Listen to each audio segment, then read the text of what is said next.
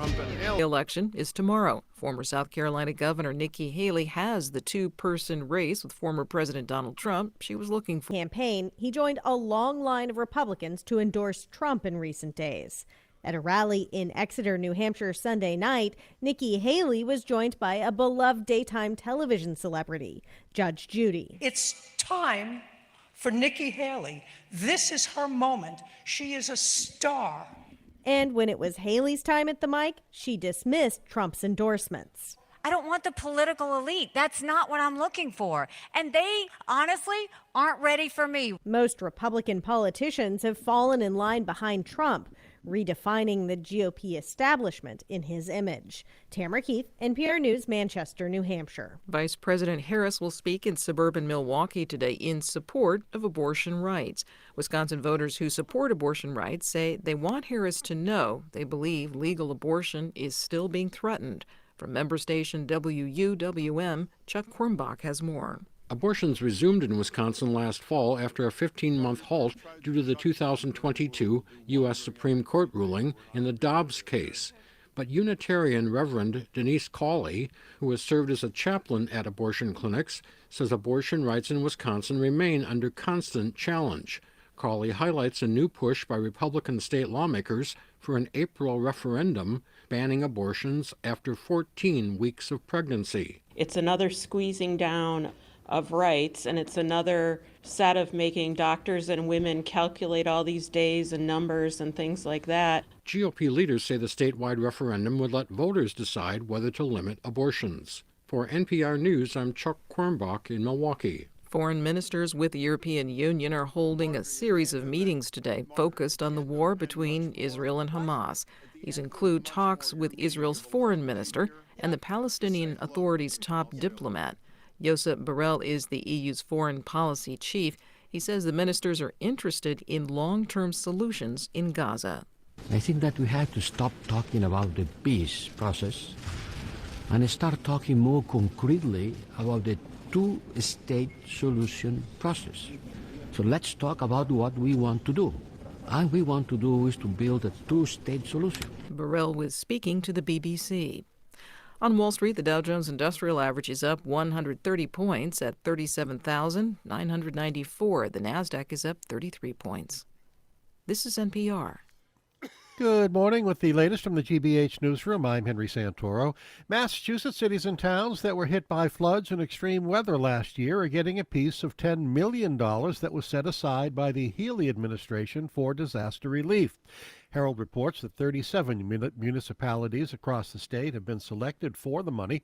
All 37 suffered destruction of farms and fields last summer due to those hard-hitting storms. The funding is part of a spending bill that Governor Maura Healey signed last month. Schools are closed for a second day in Newton this morning, with teachers planning to hit the picket line at their respective schools. That took place earlier today. There's also a rally planned for 1 o'clock at City Hall. This comes after the teachers' union and school committee failed to reach a new contract agreement yesterday. Union member David DeBar teaches high school history and says Mayor Ruth Ann Fuller is the holdout.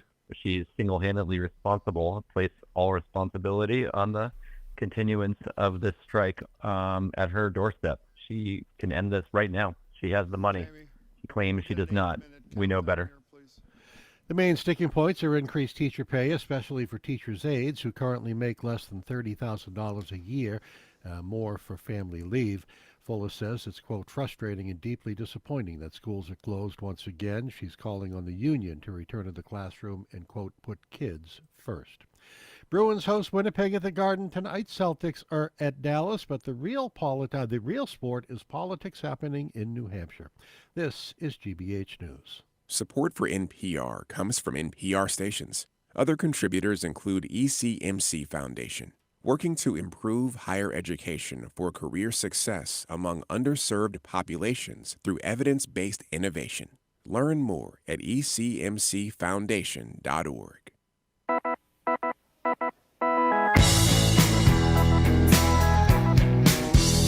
I am Margery, and you're listening listening to Boston Public Radio. We are broadcasting live from Manchester, New Hampshire for the New Hampshire primary. We are here today and tomorrow. We're streaming on youtube.com/GBH News. And if you go to youtube.com/GBH News, you'll see our new BPR New Hampshire survival tips video, a must-watch of me crashing through a glass wall over and over and over again.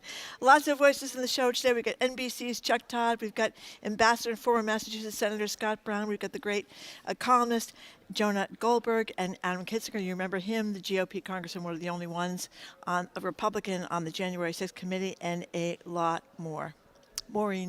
Marianne Williamson and Dean Phillips, they're both candidates on the Democratic side. Show's almost over, Margery. I mean, it's Well, enough. Jim, Let them show up and we'll talk to them when they get here. I wanted to get my sentences in before you begin. And so hello, and I'm fine. hello. How are you? I bet you're terrific. Thank you. I'm actually terrific. So what a difference a weekend makes. Accordingly, I am today suspending my campaign. I'm proud to have delivered on 100% of my promises, and I will not stop now. It's clear to me that a majority of Republican primary voters want to give Donald Trump another chance. They watch his presidency get stymied by relentless resistance, and they see Democrats using lawfare this day to attack him.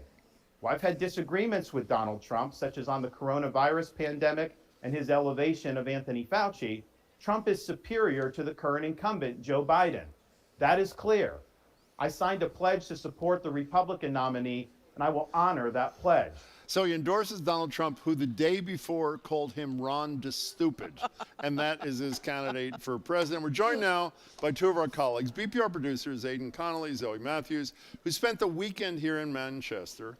In Aidan's case, attending a Trump rally. In Zoe's case, a Haley rally with Hannah Loss, our other colleague, and speaking with voters out in the freezing cold. Aidan and Zoe, it's great to have you here. Great to be here. It's lovely to have you. Yes, so Zoe, let's start with you. Sure, yeah. What did you see with the Haley crowd? Yeah, well, as Jim started to say, a lot has changed over the weekend. Haley got the two-person race that she wanted so desperately. So Hannah and Loss did go to, and I went to Haley's rally on Friday. This was before DeSantis dropped out.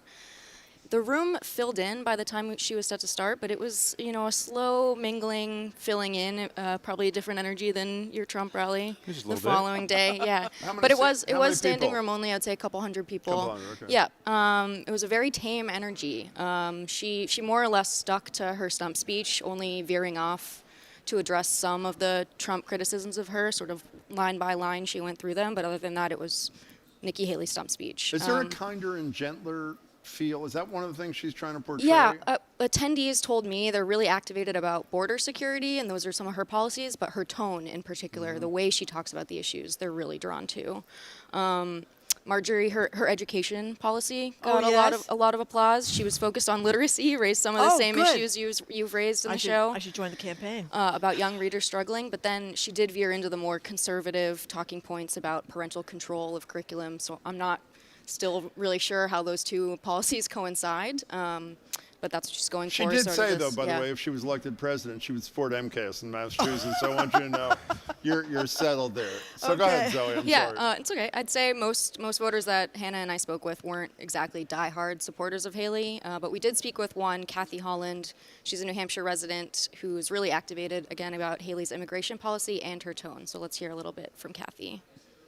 I like that she is well-spoken.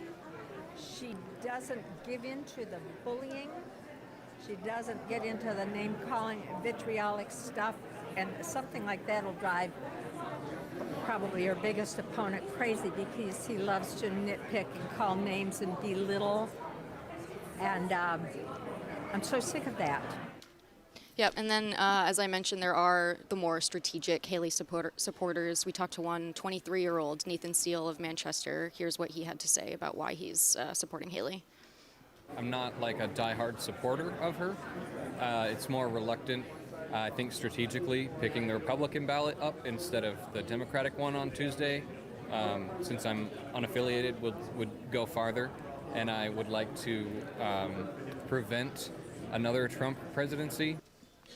So I would just say, sort of to wrap up the experience, you've got, a subset of older and younger women who are kind of really excited to have a conservative female to vote for. And then this other sort of nebulous, unaffiliated, independent just anyone but Trump. And so they're leaning with Haley. Okay, so Aidan, Nicholas watching on YouTube says, poor Aidan, he had to go to a Trump rally. I don't agree with that at all. I had a great time. That is hitting the jackpot. It was absolutely once in a What lifetime. time did you have to get in there, and how many hours before the rally as a media person? Oh, that's good that you asked. So I went out a little bit earlier with colleagues Nicole Garcia and Hannah Loss. We interviewed people. Yeah. I went back as a member of the press around 3:30 for 7 o'clock. So we were hanging out. It was freezing cold. I think it was like 16 degrees. It felt like -2, but I was able to skip most of the line with my press dog collar. So. Yeah. So what was it inside? There were a couple thousand people? How many people were there? It was about definitely close to that, close to 1,000. And what was it like inside? It was people were thrilled. This is their guy. I mean, it was in a lot of ways it was a classic Trump rally. A lot of the points were hit. It wasn't the news-making thing that happened on Friday in Keene. Did you guys hear about this, where he confused Nikki Haley for Nancy Pelosi? Yeah, we have the sound, and I'm going to read. Okay, so first you're going to hear a clip of Trump speaking at a rally in New Hampshire on Friday, confusing Nikki Haley with former House Speaker Nancy Pelosi while making remarks about the January 6th attack on the U.S. Capitol. Then after that, you're going to hear Haley's response to Trump as she questions his mental fitness. Nikki Haley is in charge of security. We offered her 10,000 people, soldiers, National Guard, whatever they want. They turned it down. They don't want to talk about that. I'm not saying anything derogatory, but when you're dealing with the pressures of a presidency, we can't have someone else that we question whether they're mentally fit to do this. By the way, this place was so packed from what I read that people were so angry. They'd driven up, I read in the Globe, from Connecticut. Sure. They stand outside in the freezing cold 4 hours, can't get in. They're trying to break down the doors. I don't blame because they so much wanted to see Donald Trump, right? And because it was freezing. It was really cold. And yeah, hours waiting in line. And once things started, there was still a huge crowd outside. And so I just sort of peeked to see what was going on. And there were people that tried to get through the doors. Obviously, they had like armed security guards. It was really loud, like, stand back, stand back. And it, nothing ever escalated, didn't get through. So we're not going to ask you your prediction about whether Trump or Nancy Pelosi is going to win tomorrow in New Hampshire. We can leave that for another day. But you were outside in the freezing cold too. Alexi Cohen and myself were outside in the freezing cold talking to people, and you just mentioned the people driving out from Connecticut. Well, we interviewed these 4 teenagers. 2 of them, young girls, like 14, 15 years old, wound up on the stage behind Trump. That's what I heard. I saw them on television. But anyway, there were people freezing for hours, as you just said. Sometimes they had no hats on, sometimes they had no gloves on. I talked to the one black guy I saw in this massive sea of white faces. A lot of white people.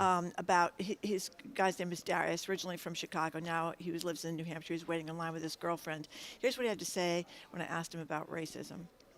A lot of people think he's a racist. I don't think Trump's a racist. You know? I don't think Trump's a racist. I think Trump I would say he's brutally honest. Some people don't like, or they want to control how he talks, what he says.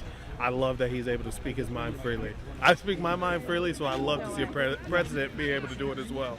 And the other thing I just want to say, there was just a sea. I mean, you guys all saw it with the Trump T-shirts, the Trump hats, the Trump scarves, the Trump flags, everything. Absolutely. And there was this one woman who, her name is Donna, and she has an RV, and this RV was filled inside and out with Trump paraphernalia. She's traveled around the country, basically, parking her RV and selling stuff. She even had her little kitten with her, and she'd been to more than 100 rallies. Yeah, real diehards. Yeah, so I asked her what she likes about the former. Well, actually, Alexi Cohen, you'll hear her voice too. My colleague, she was there with me, and we were both asking her about the former president. Here it is. Well, what draws you to Trump so much?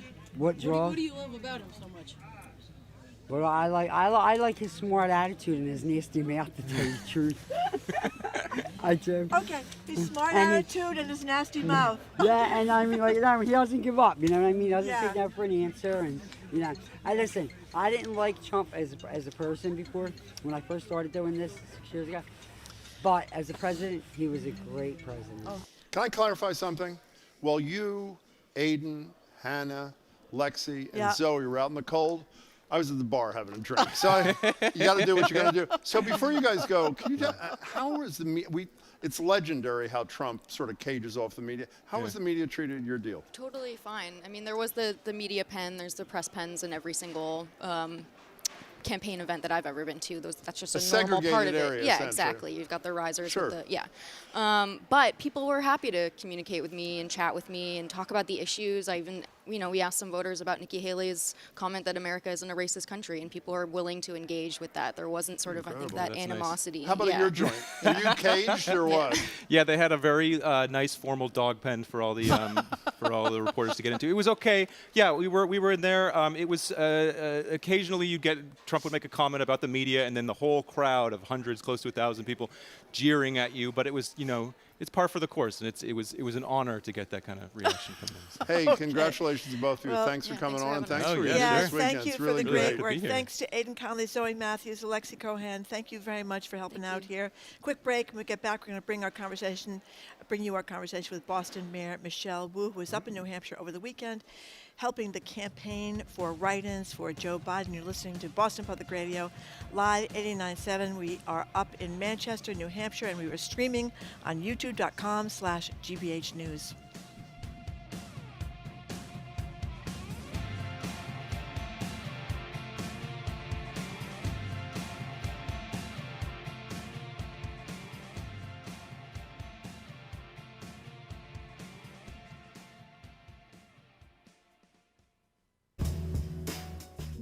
Bus terminals around the country are being sold off and shuttered. For low-income bus passengers, that often means no place to eat, shelter, or use the restroom while waiting for a ride. If this station is gone, I'm not going to take the bus anymore because I'm not going to be outside. It's too dangerous. I'm not doing it. I'm Ari Shapiro. That story on All Things Considered from NPR News. Today at 4, here on GBH News 89.7. Support for our programs comes from you and the University of Massachusetts Amherst, the Commonwealth's flagship public university. You can learn more about research, innovation, and economic impact for the Commonwealth at umass.edu. That's umass.edu. And National Grid, providing access to electric heat pumps, which offer heating and cooling for businesses of all sizes to help them achieve their sustainability goals. You can learn more about heat pump technology at ngrid.com/future.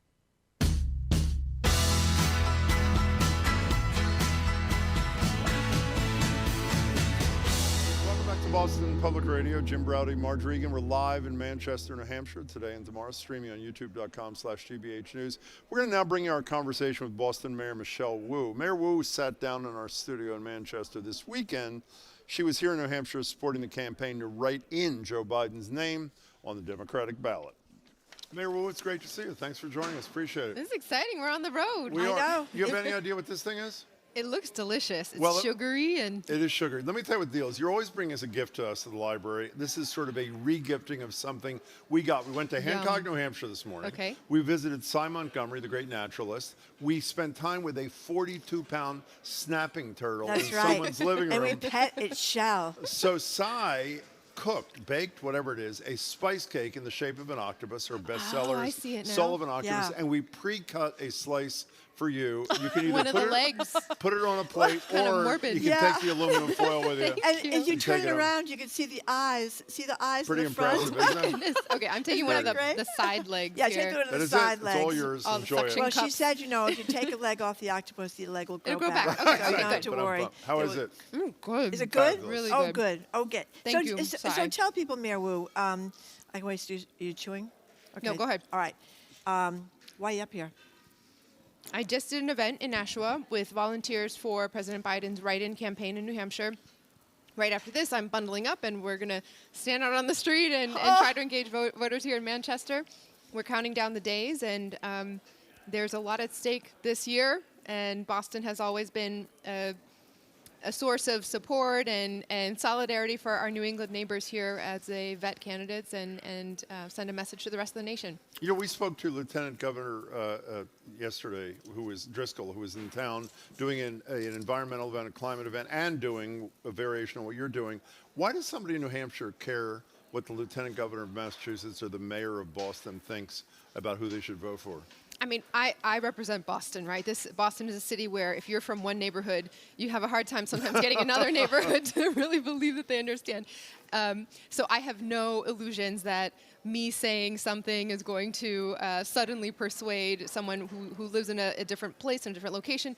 We do share a zeal for democracy in New England, in rallying the grassroots effort to get every person out there aware of and involved in the election. And so it's not so much, I have been sharing from my perch how important it is to have President Biden and Vice President Harris there. The funding that's come down, the commitment to changing policies like the price of life-saving medicines, the investment in infrastructure, all of that has been noticeable even in just a few years.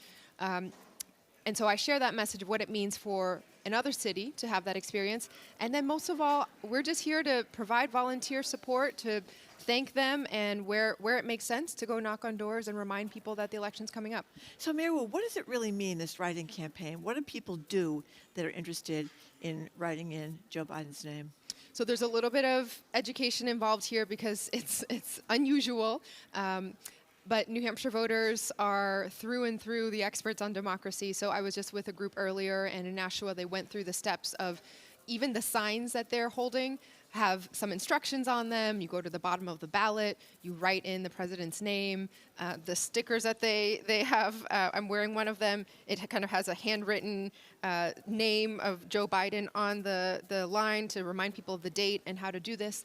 And, President Biden is going to be the Democratic nominee, but it's an effort that local organizers are putting in to make sure that, again, this state sends a message to the rest of the country that this is important and people need to take our democracy seriously. We had the two guys who were leading the effort from something called Primary Pivot, I think, that's what yesterday, it's called. urging undeclared voters to vote for Nikki Haley, not because they support Nikki Haley, but because they are hoping Haley can defeat Trump in New Hampshire. I don't know if you encountered any of those people, whether you did or not. What do you think of that effort?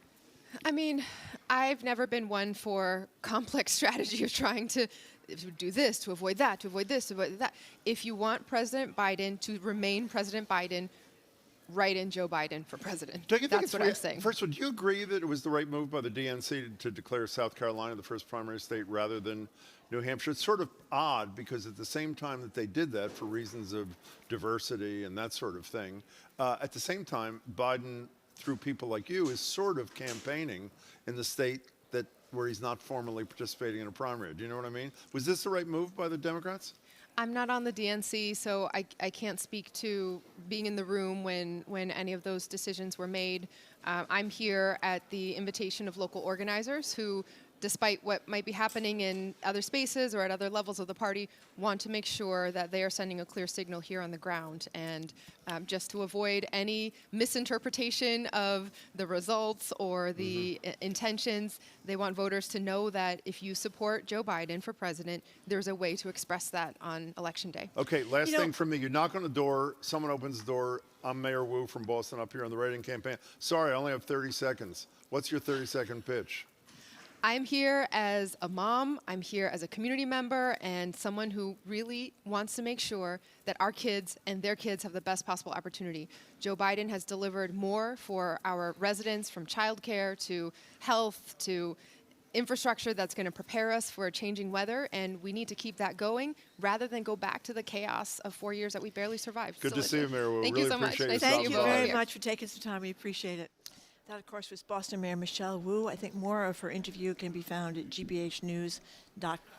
YouTube.com/GBH News. Is that what you meant to say? YouTube.com/GBH News. Well, you Thank just you said very it. much. There you go. Thank you very much. Thank you for rescuing me yet again, Jim. That's why I'm here. So we're joined now by Mark Leibovich. He's a staff writer at The Atlantic. He used to be at The Times and The Times Magazine. The dreaded local angle, of course, is Mark got his start many moons ago at the Boston Phoenix. Mark, it's great to see you. Great to be here, guys. Now, we bumped into you in the hall the other day. Right outside, yeah. You made a comment that wowed both of us. That's right. And neither of us had any idea what it was. Do you have any recollection of what it was? Nope.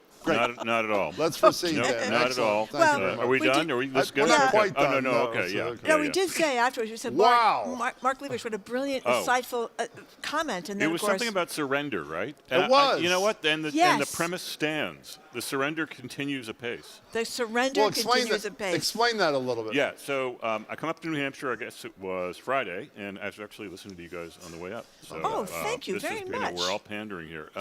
Wandering through, what's this place, a Doubletree, there you were.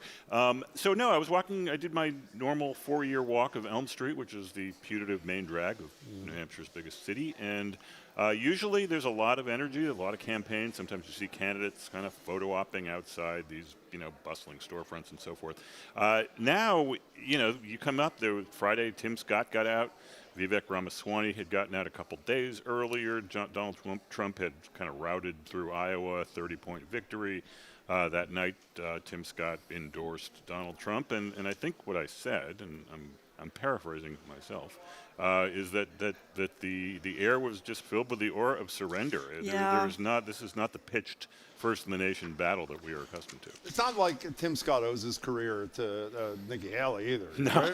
no. I mean, Okay. you know, I guess he's a senator or something, right? I mean, who cares? But Yeah. why is he a senator? For those who don't Because recall, she, after Jim DeMint, his predecessor, retired or quit to. I think, didn't he go to the Heritage? Went to the Heritage Foundation. yeah. Nikki Haley appointed Tim Scott to be the senator for South Carolina.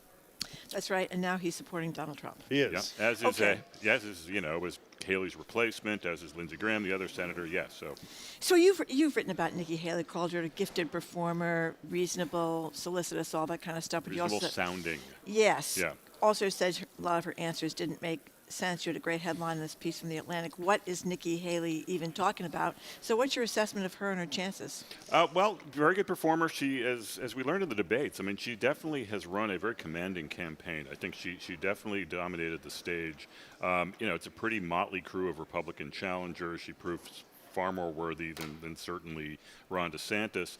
I went to a bunch of her events last month, and she's really a head scratcher. I mean, she'll say a lot of things that will just really leave you either cold if you on closer inspection. I mean, she's big into malaprops. So on the day Sununu endorsed her, she said, you know, we had all kinds of momentum, but now we have a speed bump in Governor Sununu's endorsement, which if you think about it, a speed bump is supposed to slow you Yeah. down. So she's always saying things like that, which I kind of appreciate, but she doesn't really do it I comically. can relate to that. But yeah, I guess I could too. But ultimately, she has this signature line, which is that rightly or wrongly, chaos follows Donald Trump, which is the most passive kind of critique you could possibly imagine, which is also totally emblematic of the quasi-resistance or the lame resistance that Republicans have put up against Donald Trump. And that's, I think, one of the reasons we're here today. You know, one of the things I don't understand at all, and we've asked everybody we're going to ask, and now it's your turn. Who was she exactly pandering to? First, by ignoring the slavery thing, which you mentioned in your piece, and then she doubles down. I hate that expression. I shouldn't have used that. She does it again, a variation, when this nation is not racist, doesn't have a racist history, and gave this incredibly. Do we have the sound from this? This is her on the CNN town hall when Jake Tapper asks her the question. She has an opportunity to escape this thing about we have no racist history, and instead she cites the Declaration of Independence. Here she is.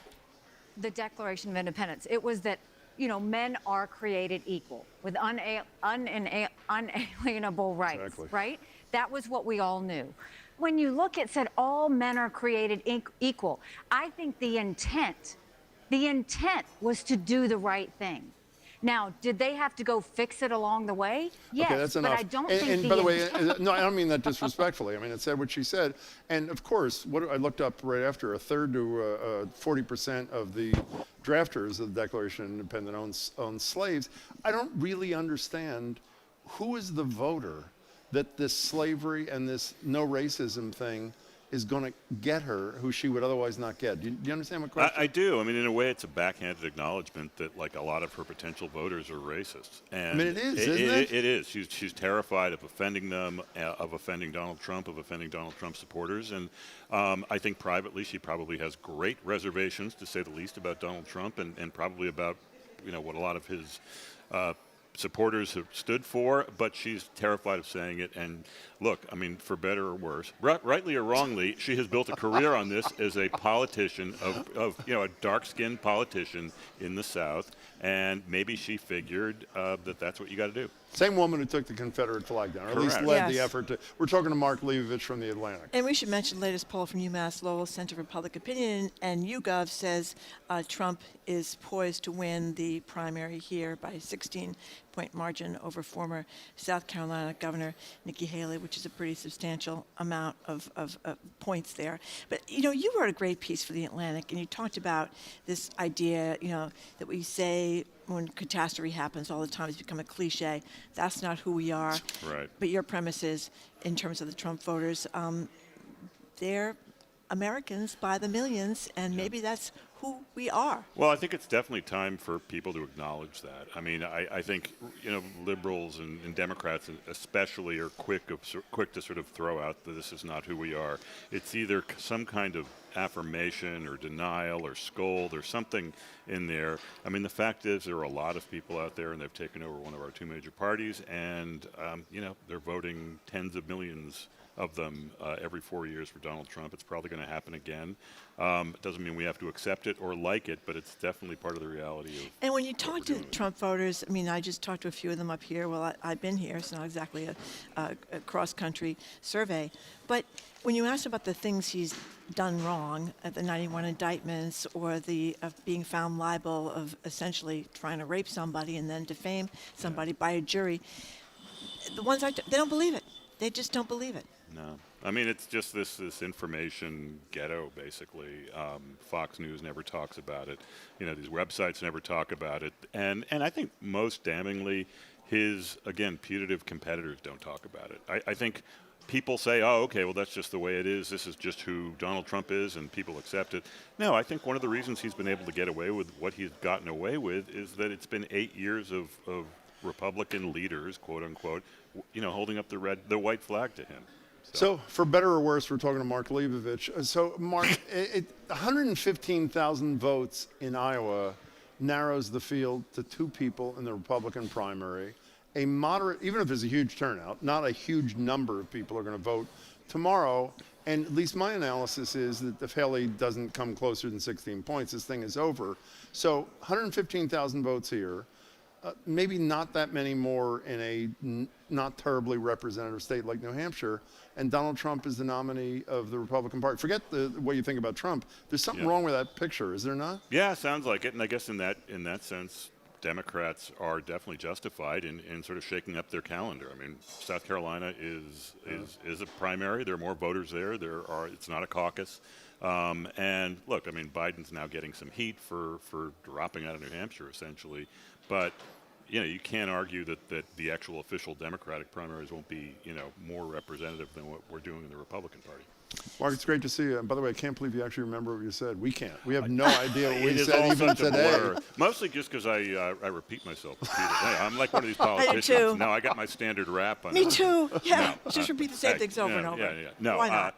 Guys, always a pleasure. I love. We're huge fans of yours, by the way. Me too. Yeah, we really are. Thank you so much for taking some time to join us. Mark Leibovich is a staff writer for The Atlantic. Before The Atlantic, he worked for the New York Times for 16 years. But most important, he worked at the Boston Phoenix back here. Okay, coming up next, we're going to be joined by New Hampshire Congressman Chris Pappas. You're listening to Boston Public Radio 89.7. We are broadcasting live from New Hampshire in Manchester.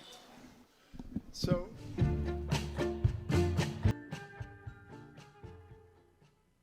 Support for GBH comes from you. And the DeMoore McKim School of Business at Northeastern University, where MBA students can apply academic learning to solve consequential business challenges around the world.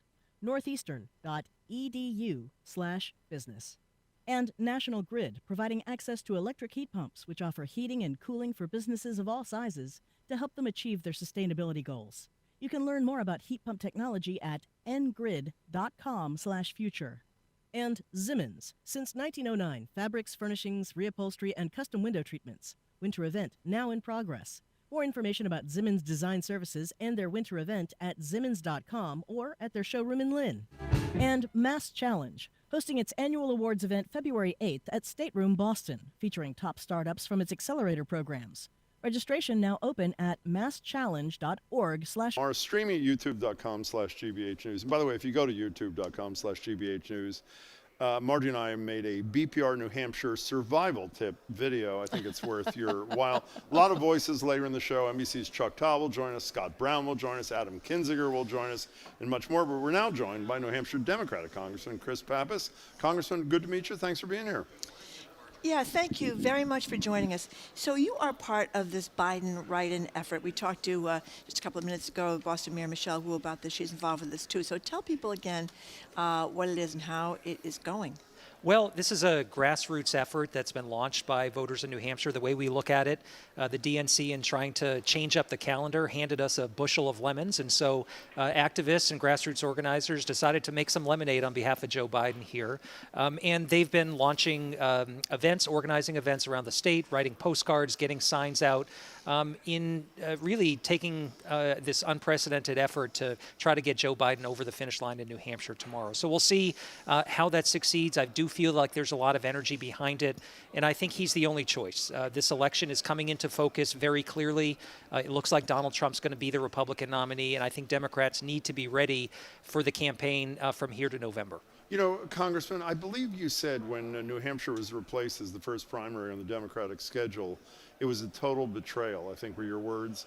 But the guy who engineered the total betrayal is the guy you're urging people in New Hampshire to put a write-in for. How do you reconcile those two things? Well, President Biden has campaigned 3 times for president in New Hampshire. He knows the political culture here, and I think he knows how much value the New Hampshire primary process adds to the national conversation. That's why I and so many others fought against efforts to change New Hampshire, and we're so disappointed in that recommendation. But look, we are angry about what the DNC tried and failed to do here, but we're also upset about a number of other things. The overturning of Roe v. Wade, the extremism we see amongst Republicans, efforts to undermine our democracy. We know that Joe Biden can meet the moment and defeat Donald Trump in November, and that's why we feel that effort needs to start now in New Hampshire. Yeah, you've got both Marianne Williamson and Dean Phillips running. They're going to be in the ballot tomorrow. And you serve with Phillips, obviously. I do. Yeah, a long time, 3-term congressman, I believe. So if he comes in, or either of them comes in with a significant vote tomorrow, what does that mean? I mean, some people have talked, Phillips himself has talked about getting 30% in the polls. I haven't seen that, but that's what he's talking about. Well, I think it's hard to read right now because you do have a write-in campaign. We haven't seen that since 1964 in New Hampshire. I think most voters are just beginning to tune in to the fact that there's a primary tomorrow or understanding what the choices are. But look, Dean Phillips is a friend. I served with him in the House. I do wish him well. New Hampshire's open to all. That's part of the magic of the New Hampshire primary.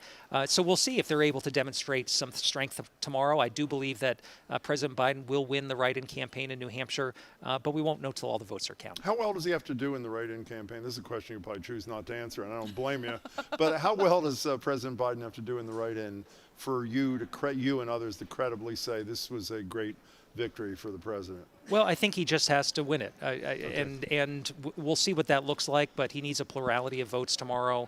And the Secretary of State has estimated about 88,000 folks are going to vote in the Democratic primary tomorrow, which would actually be even more than what we saw during the last uncontested New Hampshire primary when President Obama was running for re-election. So I do hope that folks will turn out all across the board. I think one of the ways we can confront the attacks on the New Hampshire primary is for people to participate at high levels. How much fun is it to be in the minority in the House? It's not all it's cracked up to be. And to be honest with you, when I have to work with folks across the aisle who too often are so extreme and put the interests of their own extreme ideology ahead of getting things done for the country, it's very frustrating. Congressman, we really appreciate it. I'm sorry. No, I was just going to ask really quickly, because we're almost out of time here, but one of the scariest things to people who don't like President Trump is the independent candidates like RFK Jr. How worried are you about that? I think there are going to be a number of choices out there for folks in November, including third-party candidates. And I think this race, again, will come into focus after Tuesday. But this really will be a choice between our ability as a democracy to function and solve problems for people, to protect people's personal freedoms, versus the sort of grievance and extreme agenda we see from Donald Trump. And I think that's a clear choice for folks here in New Hampshire. Well, thank you very much for taking the time to be with Appreciate us. your time, We've praised Congressman. Congressman. Really good to have We've you. been talking with Thanks New for being Hampshire here. Congressman Chris Pappas, and we again thank you very much for taking the time to be with us. Up next, we're going to talk to the aforementioned Dean Phillips, who is on the ballot, running as a Democrat. Congressman Dean Phillips is next. You're listening to Boston Public Radio 89.7 GBH, broadcasting live from Manchester, New Hampshire. Thank you.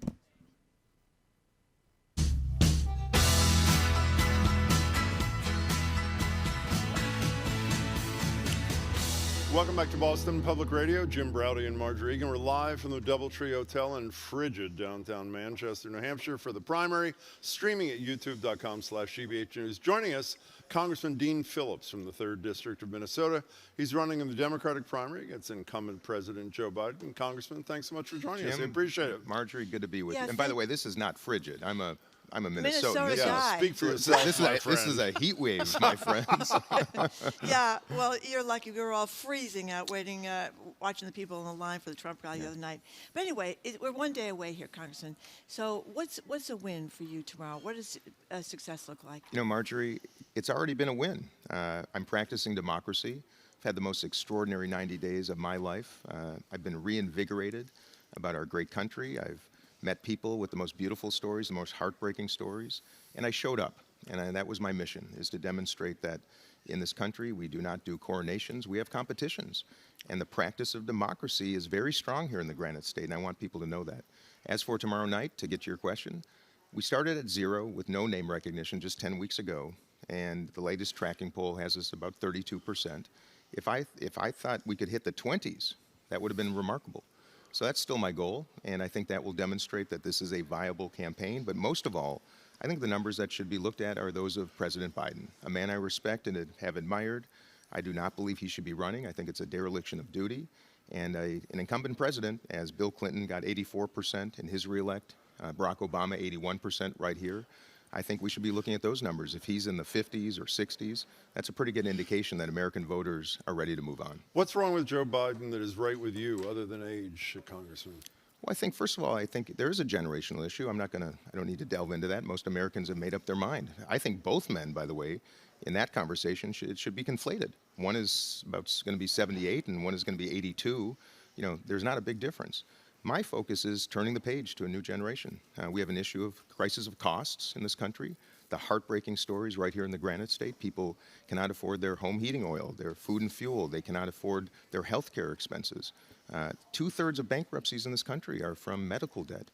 Housing, I know that we all know there's homelessness in most big cities in this country, but to see veterans sleeping outside here in Manchester in Veterans Park, we have a crisis. We have an issue at the southern border. I'm a Democrat who is telling you the truth. I've been there twice.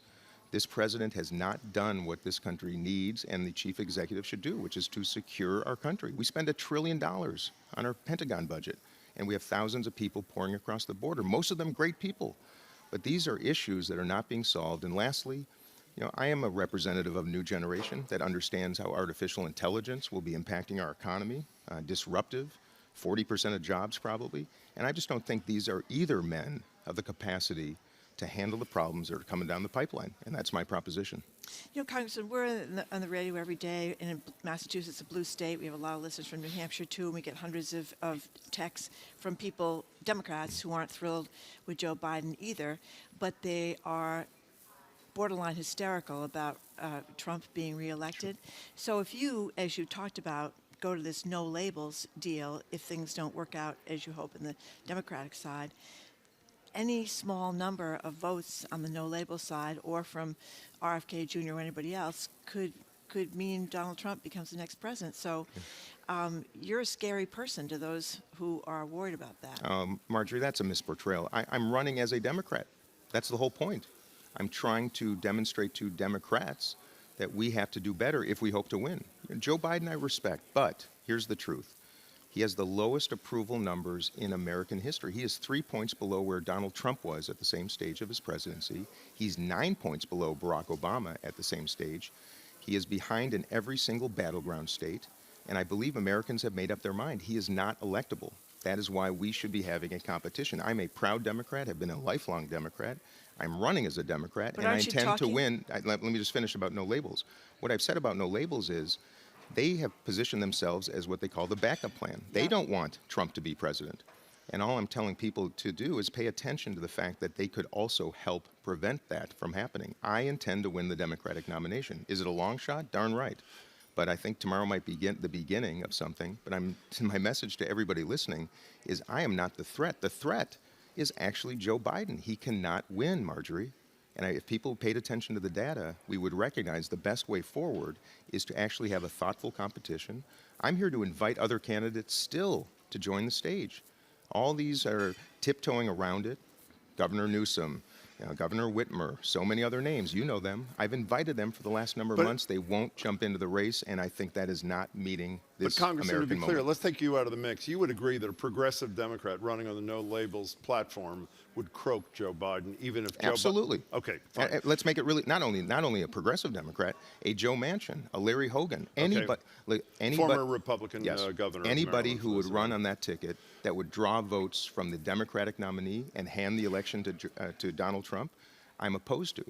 All I'm saying to Democrats who are paying attention is if we nominate Joe Biden, the only way to prevent Donald Trump from winning is a no labels ticket that would have someone that would draw votes from Donald Trump. That is the truth. Congressman, two of your more prominent supporters are Bill Ackman and Sasquatch. We're not going to talk about Sasquatch, but we will. We call him Bigfoot, but you can call him whatever Sasquatch, you want to yeah. call him. Bill Ackman, we know quite well in Boston. Obviously, led the charge against Claudine Gay.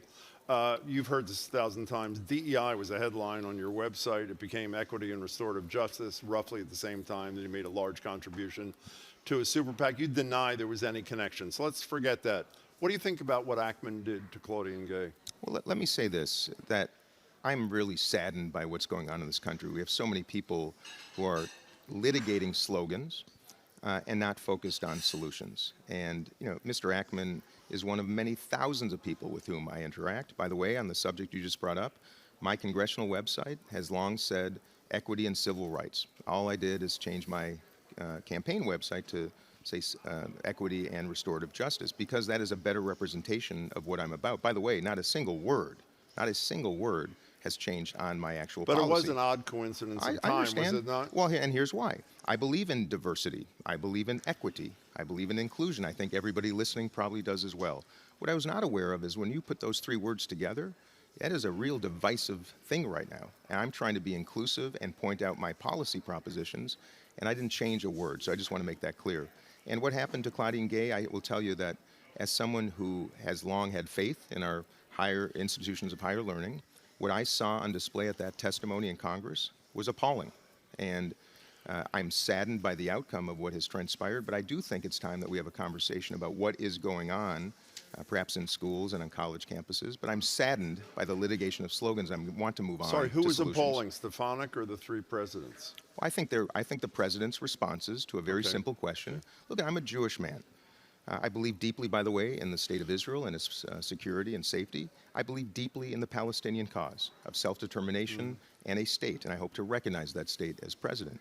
But their answers to a very simple question to me were appalling, considering their leadership roles in this country. And I understand why people see this differently, but I do believe what I saw there was not just disappointing, deeply appalling. We have 15 seconds. What's the key to the best gelato? The key to the best, you know what? 15 seconds. The key to the best gelato Yeah, I'm listening. Is a big spoon. Okay. Congressman, it's a pleasure to meet you. Good luck Thank tomorrow. you, Jim. Thank you, so Margery. much. Be well. Thank you very, Appreciate very it. much for joining us. I wish you good luck tomorrow, and I you. appreciate your time. Keep the faith.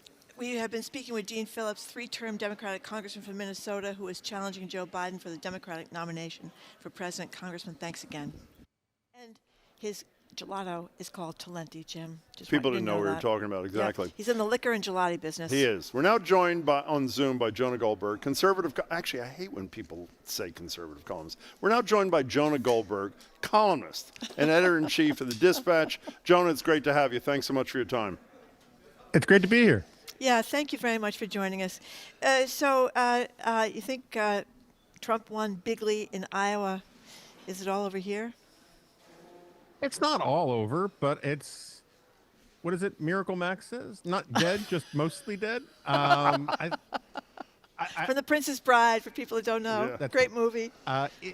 If I think if Nikki Haley wins, straight up wins, not comes close, not does better than Iowa, if she straight up wins, that has the potential to change the dynamics. But like anybody, if anybody thinks they would bet a lot on Trump not being in the nominee, I would like to talk to them about making a wager. It looks very likely that Trump is the nominee.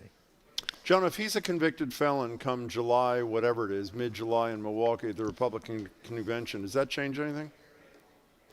Oh, I think so.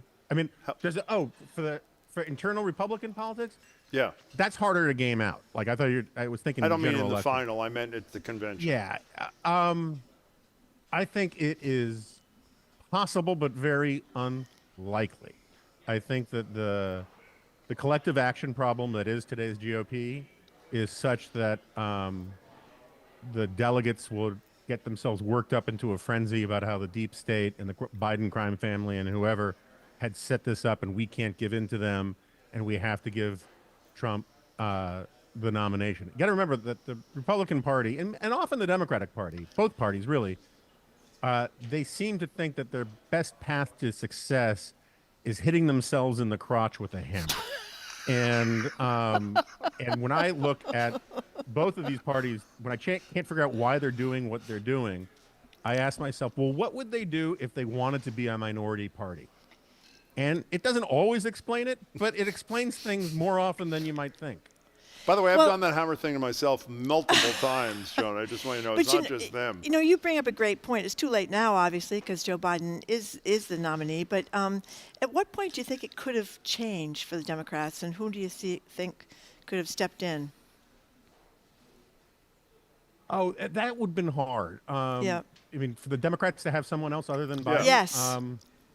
Yeah, that is very difficult. In part because as long as the president wants to run again, it is really, really hard in modern American politics to persuade them otherwise. Yeah, it's not like. Yeah. I was just going to say, you've written about Trump basically running as an incumbent without the problem of having to actually do the job of the incumbent, which is a great point.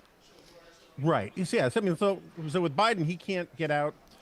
You can't get him out because there's no party elders that can force him out if he doesn't want to do it. And with Trump, I don't think he started out as if he was the de facto incumbent. I really do think it was first the Bragg indictments and then the ones that followed that caused this weird psychological reaction among a lot of Republicans to rally around him. I get the reaction to rally around him. I just don't understand why that's an argument for him to be president of the United States. I mean, Richard Jewell was that security guard who got falsely accused of doing the Atlanta Olympic bombings. Sure. He was railroaded by the feds. That doesn't mean he should have been, the Republican nominee for president in 1996. Just because you have something to complain about doesn't make you a martyr that qualifies you to be the nominee of a major party. Jonah Goldberg, we're talking to Jonah Goldberg, editor-in-chief of the Dispatch. You write that Trump can win, but it's unlikely. Why is it unlikely? I mean, in the final, why is it unlikely? Well, first of all, he'd have to convince millions of Americans who voted for him in 2016, who then switched their vote in 2020 to go back and vote for him again, which is a big psychological barrier. Mm-hmm. There's also the fact, how many people have decided to be pro-Trump since January 6th? I just don't think it's a lot of people, right? He has shrunk the party. You can see this in the Iowa results. The party was small. 56,000 people get to decide who the nominee is, in effect. And all you have to do is you have to look at, you don't have to, he'll still get, 45, 46% of the vote. He always, had a ceiling of about 48% of the vote. He's never really broken that. But you have to ask yourself, if 1 out of 10 Republicans who would otherwise vote for him decide not to if he's convicted of a crime, that's enough to destroy his chances. That said, it's possible. Because whenever I look at Joe Biden in a vacuum, I'm like, man, this guy can lose. And whenever I look at Donald Trump in a vacuum, I'm like, man, this guy can't win.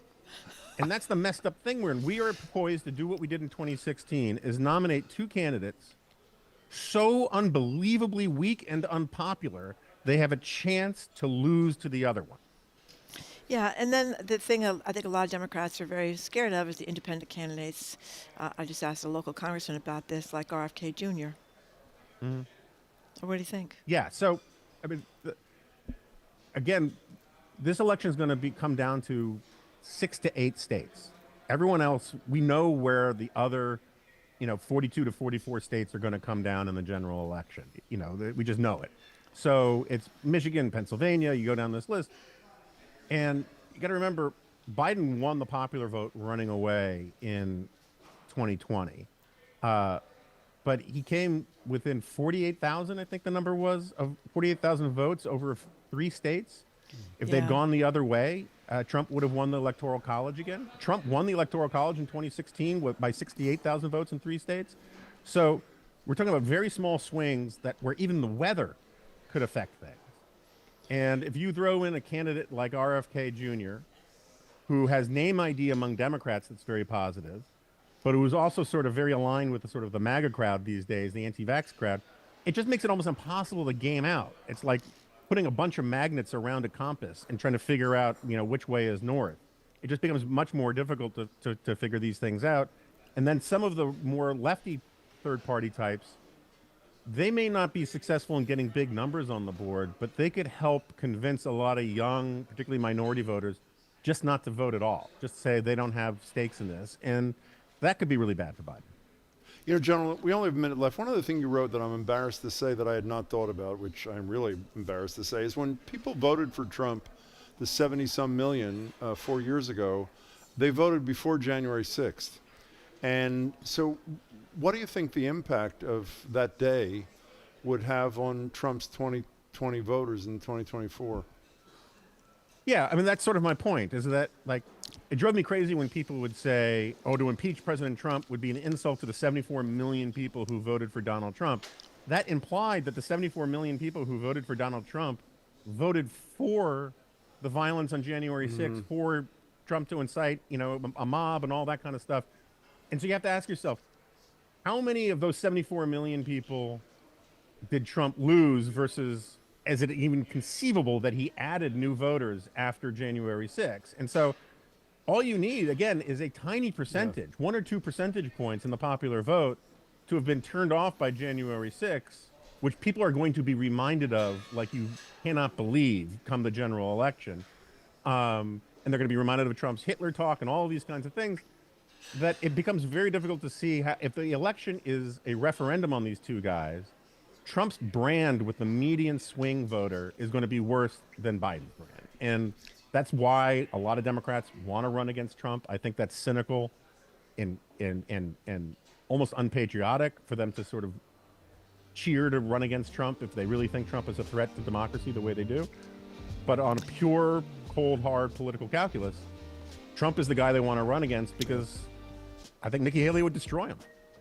Jonah Goldberg, thanks for your time and your writing. We really appreciate it. That was great to be here. Thank you. And be careful with that hammer thing. It never works out. I'm always careful. Thank you. Jonah Goldberg is editor-in-chief of Dispatch. Thanks, After Jonah. the noon news, we're going to speak with another Democratic candidate for president. That would be self-help author Marianne Williamson. You're listening to Boston Public Radio live from Manchester, New Hampshire.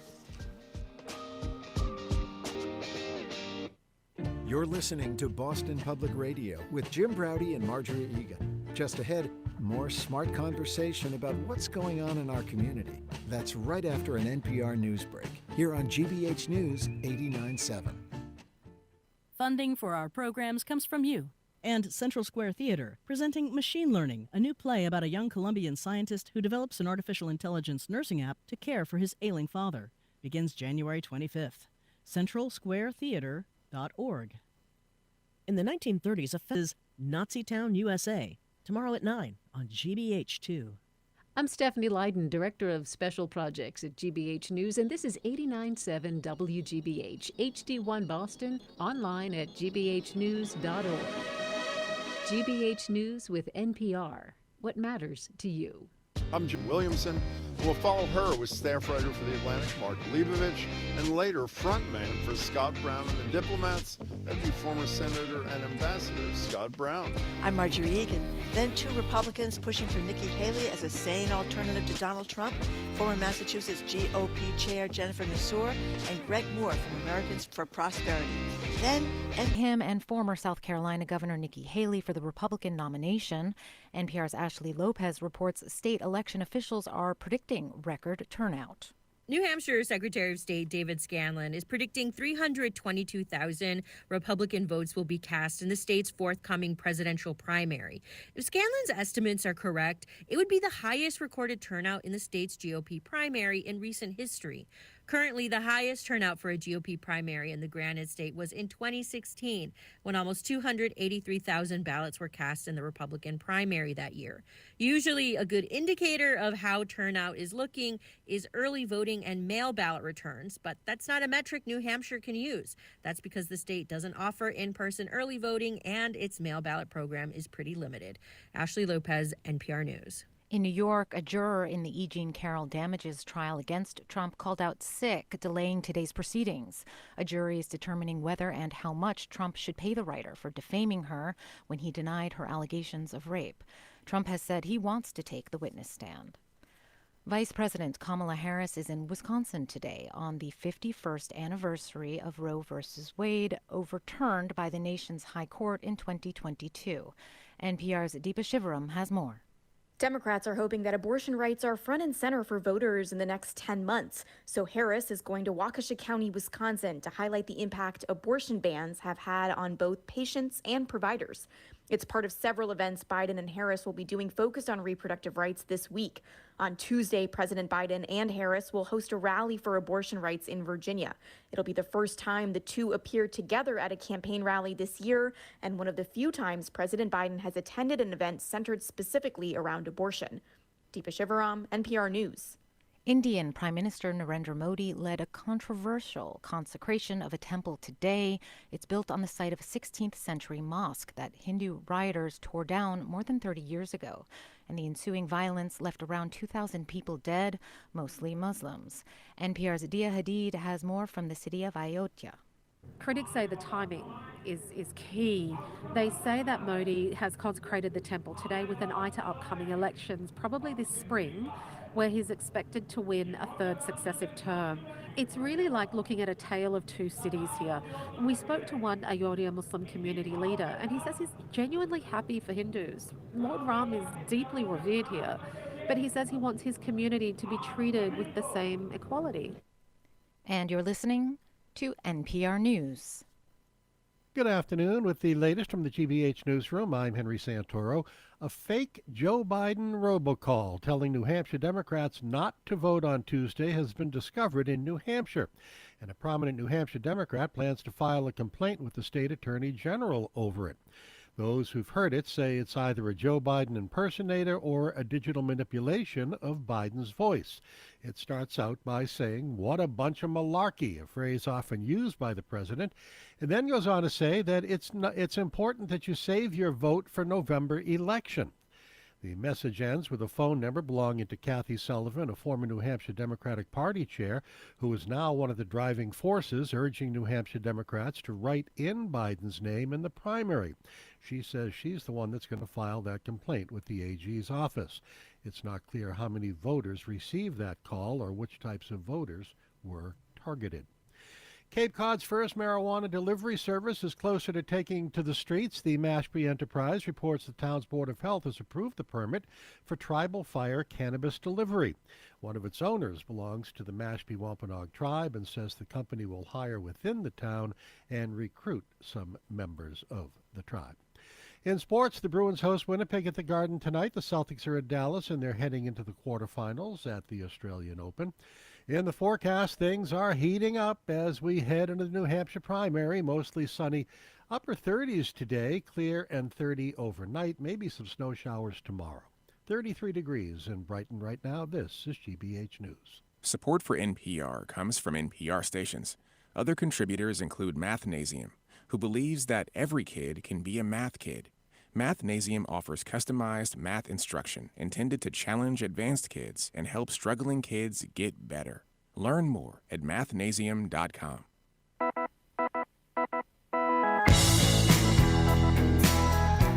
Excuse me, it is Jim Browdy. I am Margery Egan. Welcome back to Boston Public Radio, 89.7 GBH. We are broadcasting live from the Manchester Doubletree Hotel up here for the New Hampshire primary. Going to be here today and tomorrow. We are streaming on youtube.com/GBH News. And if you go to youtube.com/GBH News, you'll see our BPR New Hampshire survival tips, which shows me banging into the glass window over and over again. It's very impressive, actually. It's very impressive. It's a must-watch. I think you might get a laugh. It's a I think you might get a must-watch. laugh out of that. You might yeah. learn something. You might Okay. not. Lots of voices in the show today. NBC's Chuck Todd, Ambassador and former Massachusetts Senator Scott Brown, Adam Kissinger from the January 6th Committee, and much more. You know one of the things I love about you, Margery? What? You come down firmly on both sides of every issue. Uh-huh. If you're watching on YouTube, Margery has a Dunkin' Donuts cup and a Starbucks cup That's right right. next to it. That's right. That's a beautiful... Don't want to reveal my preference, Jim. And by the way, a little bit later in this hour, we'll take some of your calls at 877-301-8970. It's just been a very packed day and will continue to be. We're joined now at the GBH Manchester desk by Marianne Williamson, challenging Joe Biden for the Democratic nomination for president. She's best-selling, you know this, self-help author, and much more. Marianne Williamson, it's great to see you again. Thanks for being here. Thank you. Thank you for having me. It's our pleasure. Thank you very much for taking the time to join us. So you've done this once before. Yeah. Why are you doing it again? It's not easy to be out here. No, it's not easy, but I tell you, the things that I talked about 4 years ago are even more urgent today. And somebody's got to talk about those things and present to the American people the option of an economic U-turn. We need to turn the page, begin a new chapter of American history that is not dominated by the corruption that dominates our politics today. You know, but Marianne Williamson, I was looking up some of the issues that you care deeply about, from universal health care to eliminating student debt. You said you're a strong supporter of the labor movement. Do you know who else supports universal health care and wants to eliminate student debt and is a strong supporter of the labor movement? Oh, you're going to say it's Joe Biden? I'm not going to say. I am saying. Okay, it's Joe good. Biden. So what's wrong with Joe Biden? Joe Biden has said that he, first of all, this business about what you just said about universal health care, he says that he would veto a Medicare for all bill. So we have now 75 million underinsured or uninsured Americans. We have 1 in 4 Americans living with medical debt. We have 18 million Americans who cannot afford to pay for the prescriptions that their doctors give them. We have 1.3 million Americans who are rationing their insulin, and 68,000 Americans who die every year from lack of health care. So to tell me that Joe Biden, he wants to give, it's time to do something, and that's called Medicare for All, which he said How that do he you would get that veto. through this dysfunctional Congress? Well, listen, I don't care if it's Joe Biden or me or Nikki Haley or anyone else. You're going to hope that you have a Congress who would go with you. Now, when it comes to Build Back Better, obviously he had a problem with his own party in terms of Manchin and Sinema. I would have had sharper elbows with those two, by the way. But in terms of Medicare for All, the president has always said he would veto it anyway. In terms of the cancellation of the college loan debt, there are those who would argue that he could just use the Higher Education Act and eliminate the whole thing right now. So I know that's the narrative, oh, poor baby, he tried. That's what they did with Obama all the time. That's what they did with Biden all the time. Democrats need to get our spine back and stop kowtowing to the forces that would make these issues so difficult to solve. Of course, Marianne Williamson, we have a guy that's running again for president on the Republican side, of course, Donald Trump, who was not a politician when he came into office. Lots of people criticized Barack Obama for not knowing well enough how Washington works, and you've not been there. So why should people think that you could do what Joe Biden, who didn't get everything, but he got a lot more than a lot of other people, and has been a politician his whole life? We have plenty of political car mechanics. That's not the problem. The problem is we're on the wrong road. The issue is that not that we need another political technocrat. We need a vision and we need a visionary. And I'm not saying I'm the greatest visionary in America, but I am the only one who's running for the Democratic nomination for president. Now, Donald Trump, who you just mentioned, he was not a politician either. Listen, he was a very effective president, in my mind and in the mind of any Democrat, in the worst possible ways. But this did not have to do with the fact that he lacked political experience. He lacks character. He lacks integrity. He lacks respect respect for the traditions of American democracy. If we want to beat Donald Trump, I would argue that the last thing we need is a status quo politician. I'm a kind of homeopathic remedy. I've got the same kind of energetic going on that he does. That's why I'm the one to take him on. Well, you know him, by the way, in your former life? No, I saw him once at a party where he walked by, with Melania, but I never knew him. So you're well known. You've written a million books. You're a self-help guru, a spiritual guru. Everybody knows you're associated with. This self-help thing, excuse me. Okay. We gotta stop right here. Okay. This year, all of a sudden, I'm a self-help author. You're This not? is just no. This is a PR concocted DNC PR concocted narrative to diminish me further. Self-help. Not Okay. that I lack respect for people who write self-help books, but nobody who has read my So what books are says you? that. I'm the one who I'm just an described you author. as a self-help That's person. because they've said that to you so many times. You've read it so many So I've places. given into it? Thank you. Okay.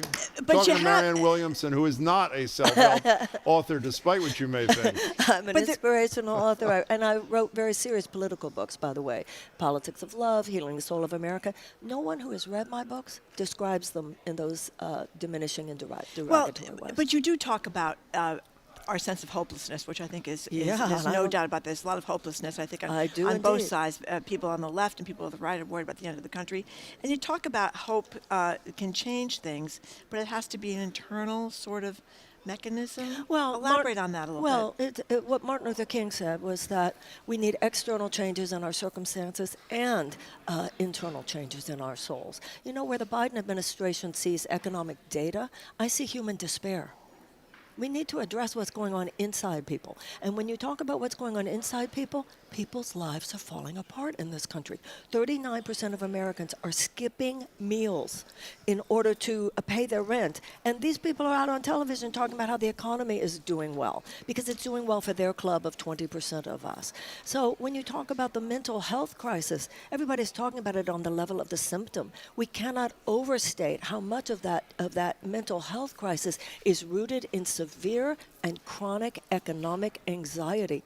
If you live month after month, year after year, with these invisible shackles of economic constriction, 70% of Americans say that they live with chronic economic stress. But what one of the issues is that, at the federal level, Barack Obama had Obamacare. All these states, a lot of these southern states mostly, refused to expand Medicaid. They could have done it with federal money right then. You're dealing with a big problem with the states. The federal government can't force that upon you if the states are going to reject it.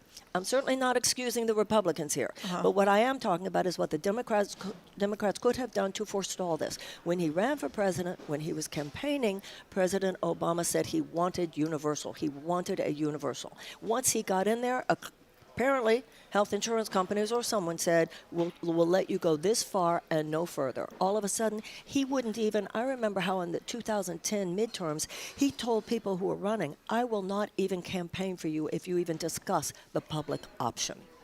So, Marianne Williamson, I want to get back to what you said a minute ago. You're talking about people skipping meals, living with despair, and you have to get inside people.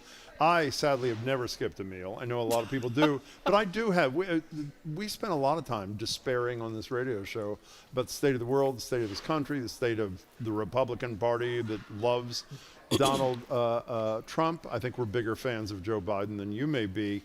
How do you get to that? I mean this sincerely. How do you get to the inside of people to replace that despair with some level of hope? That's my point. Donald Trump, and this is why you need somebody to take him on the level of what he's really doing, which is not traditional politics, it's psychology. So he pulls people down. He's very clever and very strong at pulling people down. We need a pro at lifting people up. That's my point. It's nothing personal against President Biden. It's this incremental approach. This traditional politics will not beat this man. Yeah, but what does it mean? That rhetoric, with all due respect, okay, of lifting people up. What does that mean? How do you it lift means people universal. up? It means Medicare for all. It means tuition-free college, which we had in this country until the 1970s. It means subsidized childcare. It means universal paid family leave. It means a guaranteed living wage. It means guaranteed sick pay. It means a domestic Marshall Plan of 10 to 12 million social units with which to address the housing emergency. We're living at a time where we have to offer people more. This is what Franklin Roosevelt said. He said we wouldn't have to worry about a hostile takeover by fascism as long as democracy delivered on its promises. The Democratic Party has to look in the mirror about all the ways we have not delivered on the promises of democracy that are afforded to the citizens of every other advanced democracy. Not only is universal health care and tuition-free college, for instance, given to the citizens of every other advanced democracy, the majority of Republicans as well as Democrats want it. Not as big a majority, but this is the way to win. This is what Americans want. Okay, so I'm going to aggravate you for a second. I'm not going to aggravate you by calling you self-help, whatever you are. No, I didn't aggravate me. I Because you're just not. I've learned corrected that you. already. No, I want to talk about every one of the ideas you're mentioning, I'm assuming is supported by maybe 98% of our listeners. Okay, wait.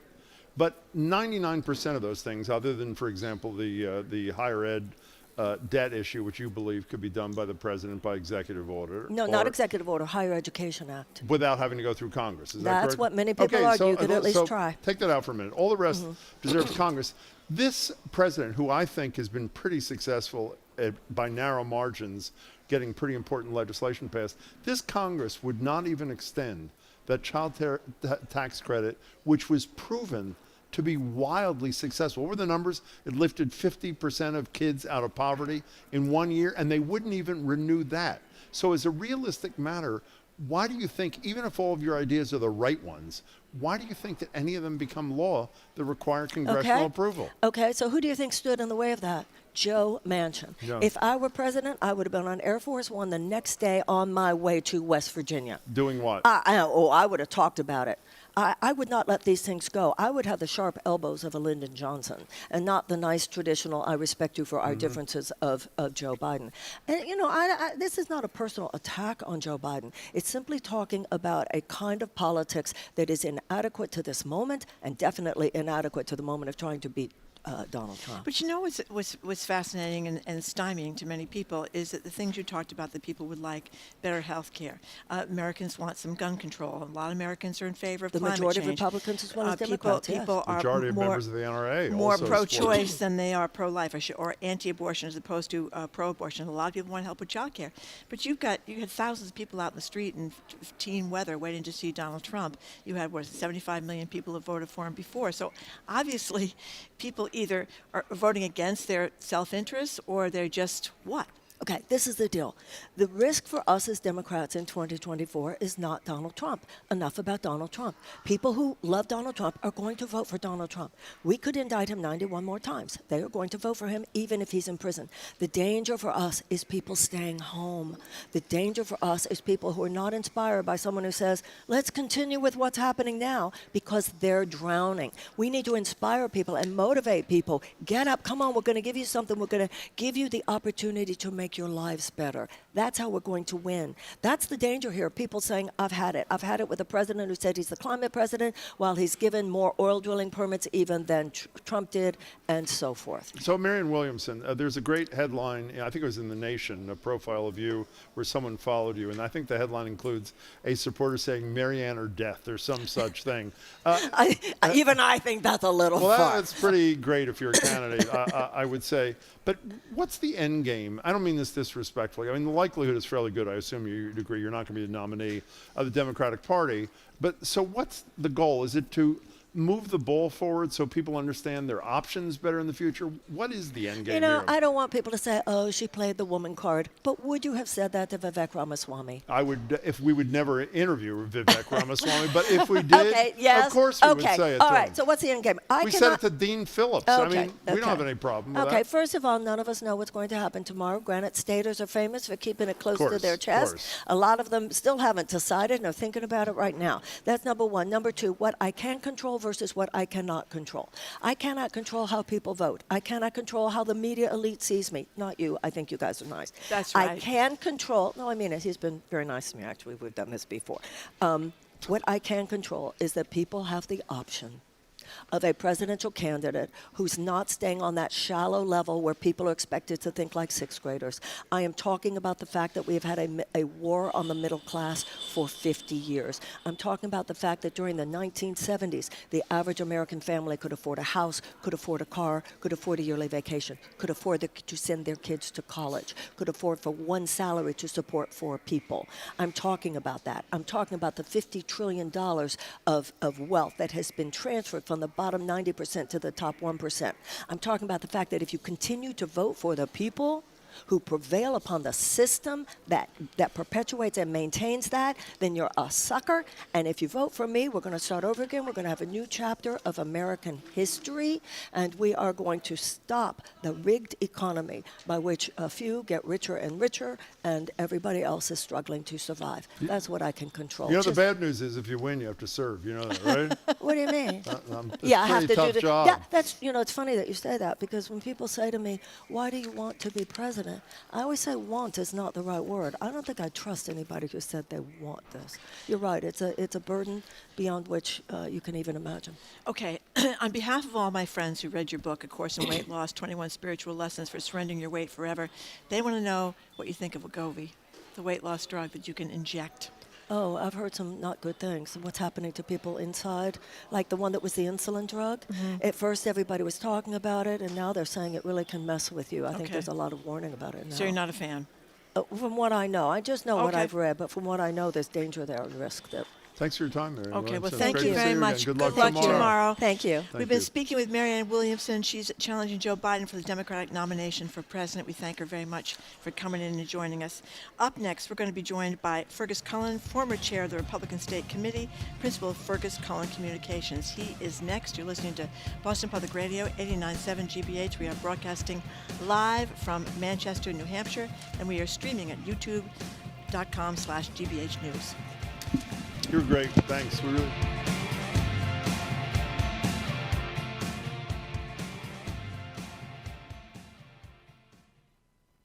I'm Jared Bowen. Coming up on The Culture Show, a behind-the-scenes look at and listen to Shostakovich's orchestral work, Lady Macbeth. Boston Symphony Orchestra's music director, Andres Nelsons, and artistic director, Tony Fogg, discuss what it takes to pull off this colossus of a production, and along the way, we plunge into Shostakovich's deeply politicized career. Plus, we'll preview Boston Ballet's reimagined Raymonda with artistic director Mikko Nisnin. That's on The Culture Show today at 2 on 89.7 GBH. Our programs are made possible thanks to you and the University of Massachusetts Amherst, the Commonwealth's flagship public university. You can learn more about research, innovation, and economic impact for the Commonwealth at umass.edu. That's umass.edu. And National Grid, providing access to electric heat pumps, which offer heating and cooling for businesses of all sizes to help them achieve their sustainability goals. You can learn more about heat pump technology at ngrid.com/future.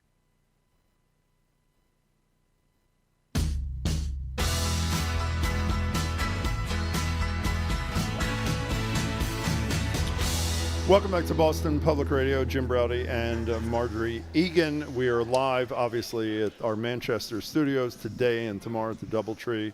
And we are thrilled. And you can watch us streaming on youtube.com/GBH News. And the reason we're both smiling is we just had our lunch delivery. You looked at that yet? It's the size of a Volkswagen Beetle, that sandwich. I'm hungry. So we're really in good shape. Thing. We're now joined by Fergus Cullen. Fergus is the former chair of the Republican State Committee right here in New Hampshire, principal of Fergus Cullen Communications. He's author of Granite Steps, Stumbles, Surprises, and Successes on New Hampshire's Primary Trail. And I'm told an elected official locally, which is really bold. Fergus, it's great to see you again. How are you? Wait, let's get his mic on. Say it again. Yes, that's right. I actually have to face voters. I'm on the city council in Dover, New Hampshire. How is that, by the way? I am the only Republican who's won any office in Dover in more than a decade. Is that really true? And Wow. I'm starting my third term. How is that? You know, they treat you like you haven't quite evolved very much. You know, like Fergus. You know, he's He's a little simple, but he's not a threat when he's in a minority of one. Okay. So, well, congratulations. That's pretty great. You have described yourself as a traditional Republican in exile. So what does that mean? I'm guessing there are a lot who feel the same way as you. Sure, I'm a never Trump Republican, so I've watched, parties are allowed to change, and the New Hampshire Republican Party, the National Republican Party, has changed a lot in the last 12 years, and mostly it's become wrapped around one person's personality, and that's Donald Trump's. I have not bent the knee. I am not one of those folks who's saying, I'm supporting somebody else, but if he's the nominee, I'll fall in line. So I'm in a minority within the party. When was the moment that you became a never Trumper? When he came down the elevator. Is that really true? Oh, yeah, the escalator? No, I've got a 4-digit number on the Trump enemies list in that I've been an original person. And when I say I'm a never Trump Republican, I take that literally. I've never cast a vote for him and never will. Why do you think, we learned, obviously, DeSantis, I mentioned earlier, the day after Donald Trump calls him stupid at an event, endorses him, full throttle embrace. We know Marco Rubio did it a few days earlier. Tim Scott embraced him, even though he owes his Senate job to Nikki Haley, the opponent. Why this fealty directed at Trump by so many pretty powerful elected officials in your party? Well, I think it's naturally politics, right? The number one rule of the game is stay in the game. And I think, Lindsey Graham is a perfect example of that as well over the years. So I get that. If you are a major elected official and you're trying to stay in office, they look at somebody like, say, former U.S. Senator Jeff Flake, and they say, I don't want to be that guy. So they want to try and ride it out. But it's like feeding the crocodile, hoping it eats you last. I wasn't going to bring this up, but since you mentioned Lindsey Graham, there's not a time. Lindsey Graham, I assume most people know, was best friends with one of the finest human beings I've ever met, John McCain. Yeah. And the notion that Lindsey Graham, literally every time I see him speak, could embrace Donald Trump like he has, in light of how disrespectfully Donald Trump spoke of John McCain, just defies belief to me. It makes you wonder why people are cynical about politicians. Maybe so. We're talking to Fergus Cullen. Are you a Haley supporter? I am voting for Haley, in part because who else am I going to vote for? But I have to say, I've seen her 4 times on the stump over the last 9 months, including once last week. And, I don't have a lot of enthusiasm about it. Why? Well, she's just been so timid and so reluctant to challenge Donald Trump. She's gotten a little stronger on that literally in the last couple of days, but I'm afraid it's probably too little too late, especially in New Hampshire, where her path to being competitive lies among driving out unaffiliated voters. And I just don't think she's given them enough to turn out on her behalf. So we had a poll from UMass a little earlier that said they expect that she's going to lose by 16 points. And Suffolk is 19, same time frame, by the way. Thank you. So what do you think it could mean a win, or at least a semi-win for her? What does she have to get tomorrow to make it matter? Well, I think that keeping Trump under 50% is critically important. For all of those who have said, if only the non-Trump vote consolidates behind one candidate, we can beat him. Well, if he breaks 50% for the second state in a row and does it in a state where unaffiliated voters can vote, I've done the math, and it's hard to get a majority if the other person is over 50. So that's one thing. Yeah, but then on the other hand, you think, take any hope that 50% of people don't want him? No, I think, back in 2015, 2016, I think a lot of people saw Trump and the act and they say, he's kind of pretending, he's playing it up, he'll grow in office, this isn't how he really is. But now I think it's clear after seeing 4 years of Trump in office, having gone through January 6th, the majority of Republican primary voters are saying, yeah, I like that, I want more of that, I don't mind the authoritarianism. And they're going to get it, good and hard. By the way, I want to disagree with you, Marty, if I may. This 49% or whatever who don't want Trump, I don't buy that at all. You don't? Two people who say they're going to vote for Trump in the final, should he be the nominee, or Nikki Haley and Governor Sununu, who is Haley's biggest supporter that's a very good and an point. outspoken critic of Trump. So the likelihood of Republicans coming home, I don't know to what degree, is, if those two are going to vote for him, that's a pretty strong indication that much of the 49% is going to vote for him too. Don't you agree? Absolutely. What is this primary about if all of his opponents are saying, yeah, I'll be with him even if he's indicted, convicted of crimes? It's hard for regular people to say that he's unfit for office. So I ask everybody this because I just find it so confounding. And we talked to a bunch of people that were going to the Trump rally the other night, and one of our staff members, Aidan, was in that rally. I don't get it. When you ask these people about, now they are obviously diehards because they're out here in the freezing cold waiting to go into a rally, but when you ask them about the indictments, when you ask them about being found liable of sexual assault, E.G. and Carroll, you ask them about, defrauding the government by millions and millions of dollars, lying about the election, it's like they don't believe it, or it doesn't matter. I mean, I don't get it. What's your analysis? Yeah, I think the election denial is a real litmus test for a lot of voters. Do you think that the 2020 election was legitimately counted correctly or not?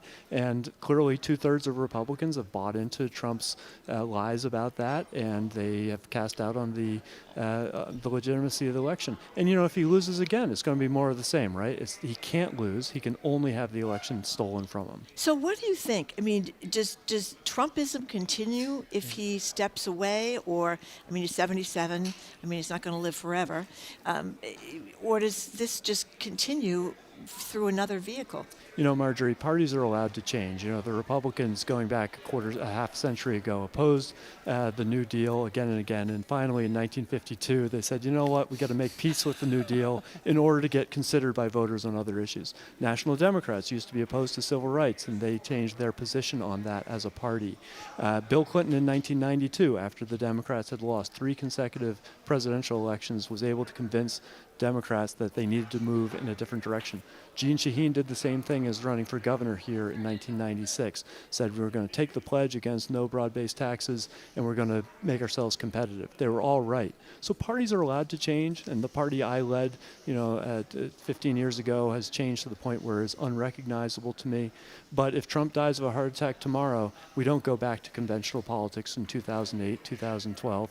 There's a difference between an earthquake and a tsunami. The tsunami recedes, but the earthquake changes the landscape forever, and that's what Donald Trump has done. So before you go, Fergus Cullen, what's the Cullen agenda in Dover, New Hampshire on the town council? My policy on potholes is that we should fill them. That's why you're there, my friend. Fergus, it's great to see you. We've missed you. Yeah, Thanks so much for your time. Thank you very much for joining us. We've been speaking with Fergus Cullen, the author of Granite Steps, Stumbles, Surprises, and Successes on the New Hampshire Primary Trail. And he's also a city councilor in Dover. And you are the chair of the Republican Party up here. You're former chair of the Republican Party up here. Yep. Okay, thank you very, very much for being with us. We appreciate it. Thank you. We're going to take a few calls. We're going to take some calls. Yes, we are. Let's take a break first, though. Yeah, we're going to take a break. After we take the calls, we're going to be joined by Jennifer Nassour, former chair of the Massachusetts Republican Party, and Greg Moore, senior advisor for Americans for Prosperity. But meanwhile, we are going to take calls and text at 877-301-8970. We are broadcasting live from Manchester, New Hampshire for the Republican primary, which is tomorrow. You're listening to Boston Public Radio, 89.7 GBH.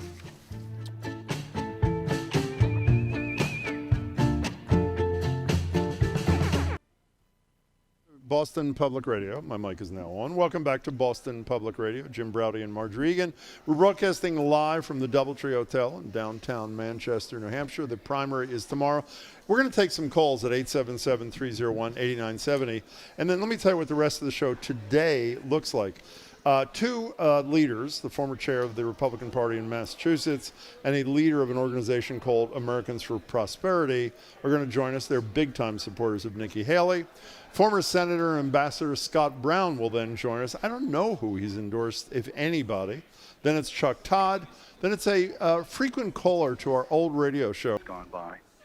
And I'm going to cast my vote for Nikki Haley. Mm-hmm. But in the long run, I don't support her. I really don't agree with most of her policies. But it's a protest vote against Trump. Yeah. And that's basically where I'm coming from. Well, we interviewed 2 guys on Friday from something called Primary Pivot, which is an organization that has been attempting to do exactly what you're doing, Leo, which is get undeclared people to vote for Haley to stop Trump in the primary and for the Democrat in the final. Do you worry, by the way, by this strategic vote that you're taking, that if Haley were to do well as a result of it, she's a much more formidable candidate, according to the polls, against Donald Trump against Joe Biden than Donald Trump is? Does that worry you? I do, in a way, worry about that. But Trump is so much more of a threat to our democracy. I think this country could survive 4 years of bad policy, but they can't, to quote Liz Cheney, we can't survive 4 years of decimating the Constitution. Leo, that's a great line, as was she. Leo, thanks for your first call, and we hope we get another one from you soon. 877-301-8970 is the number. Now we're going to the town where Fergus Cullen is the only Republican That's right. on the town council. Gary, you're on Boston Public Radio. Thanks for calling, Gary. Hi. Hello, Jim and Margery. I have Hey. never done this before. Well, thank you for doing it today. Margie, you mentioned, like, how can these people think like this, right? Like, and this is such a valid question, but there's this thing that's going on where the Sinclair Broadcast Group, they bought up over 200 local news stations across the country, and basically, it's like someone needs to dig into this concept that news is becoming influence, that it's bought up and presented, and it has the ability to, like my relatives down south, I go and visit them, and it's like we're from different planets. It's because what they hear is completely different than our reality. And Gary, the lack of local newspapers has really contributed to that disaster as well. Huge. I mean, Sinclair's a great point. Huge. They're very programmed. It's the ability that what's going on is that people have discovered that they can sell and influence by, saying things that aren't true. And I just don't know how we can straighten things out until, like when's the last time you heard of a journalist getting in trouble for saying something that wasn't true? Well, it did. Fox News did get fined almost $800 $1 billion for lying about the election results, and they have stopped lying about the election results. They're very careful about that now because they did get in trouble for knowingly lying about that. But it was a sad situation, I think, for a so-called news organization to know that they're lying and just keep right on lying until they get dragged into court. But thank you very much. Hey, Gary, before you go, who are you voting for tomorrow? Well, I only work in New Hampshire. Oh, so okay. I live in Massachusetts. Got it.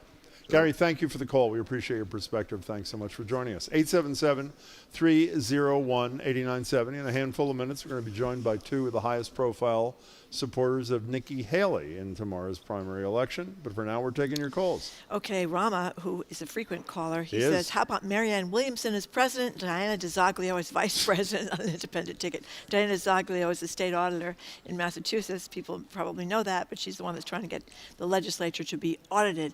And then Amy from Cambridge here. I wish to God Kamala Harris would announce she will not run as Biden's running mate and move on and bring her experience to other realms and let Biden announce a broadly popular governor as a running mate. I mean, Kamala Harris has been trying to go around talking a lot about the anti-abortion efforts of Republicans, and some people think that that's helping her, but she's not very popular either as a vice president, but she's not going to, I don't think there's any chance of her going anywhere. Are we ready to move on here, or do we have our next two guests here? We do. Oh, By the way, we're going to continue to take your calls, so if you want to hang on, and we know it is a headache to stick around, but stick around. We'll get to you in a couple of minutes. We're going to a break now. Is that what we're doing? We're taking a break, Margery. Oh, we're taking a break. Yes, okay. we are. Thank you very much. But just in My a couple pleasure. of minutes, we're going Thank to be joined by Jennifer Nassour, former chair of the Massachusetts Republican Party, founder of the Pocketbook Project, and Greg Moore, senior advisor for Americans for Prosperity Action. If you don't know what that is, Greg will tell you all about it. They're next on 89.7 GBH, Boston Public Radio, broadcasting live from Manchester, New Hampshire.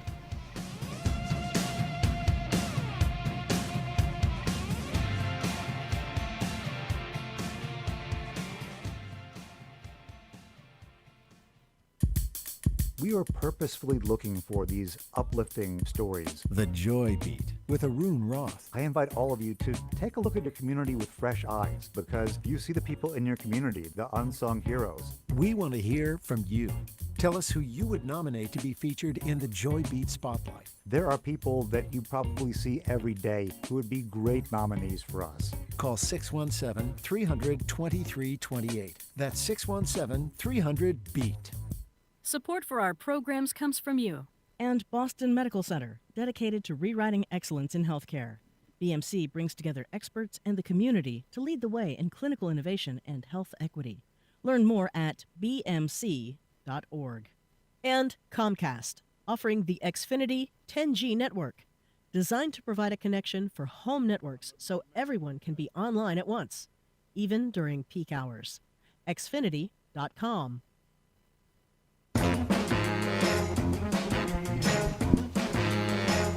Welcome back to Boston Public Radio. Margery, Aidan, and Jim Braude. We are broadcasting live from the Manchester Doubletree for the New Hampshire primary tomorrow. We're here today and tomorrow, and you can watch this whole thing streaming at youtube.com/GBH News. I guess we're about to enter the Nikki Haley zone. On our monitor is Judge Judy, one of our highest profile supporters, talking to Dana Bash about the Haley candidacy. And we're joined here in the studio by Jennifer Nassour, regular on the show, former chair of the Massachusetts Republican Party, also founder of the Pocketbook Project, and Greg Moore. Greg is a senior advisor for Americans for Prosperity Action. He'll explain what it is in a minute. Greg and Jennifer, great to have you both. Thanks so much for being here. Awesome to be here. Thanks for having us. So Pleasure. Jennifer Nassour, why don't you open your jacket a little bit and show your Women for Nikki Haley t-shirt. There you go. Very nice. very nice. I love it. That was quite impressive. That was very impressive. I like that it's got the pink on the top for people that can't seeing us on Zoom or on YouTube. Just because I know you guys, it's fun just to play. So how's she going to do tomorrow for her to make a difference here, for it to matter? Yeah, I mean, listen, there's no one who will outwork Nikki Haley. I have been out there with her. I'm telling you, I'm the same age as she is. I'm exhausted. I don't know how this woman does what she does. And she does it with a smile on her face. And she comes in with this real amazing positive energy. People have been out the door for her at these rallies and at these stops that she's been going to. So I was door knocking yesterday and the day before, getting a super positive response from folks. I think she's going to do really well here. So, Greg Moore, explain for people who don't know what Americans for Prosperity Action and who is behind it and what role it's playing here in the Haley campaign. Sure. So Americans for Prosperity Action is the campaign arm of Americans for Prosperity, which is the largest grassroots right-of-center organization nationally. We have brick and mortar operations in 36 states across the country, and our job is to mobilize and get people to take action. And we decided in just a Tuesday after Thanksgiving that we were going to be endorsing Nikki Haley. You don't endorse candidates generally, do you? Well, Americans for Prosperity Action didn't exist until 2018. Before 2018, our viewpoint was we don't endorse candidates. Politicians will always let you down. We'll endorse ideas. But we found that ultimately a lot of politicians won't pay attention to you until you start playing in the endorsement game. And we have since 2018, and we found it to be a very successful strategy. And this is the first time we've ever endorsed in a presidential race. Is it pro-Haley, anti-Trump, or both? A little bit of both. But the message is about electability. And ultimately, that's a message that sells here in New Hampshire. Donald Trump lost this state twice.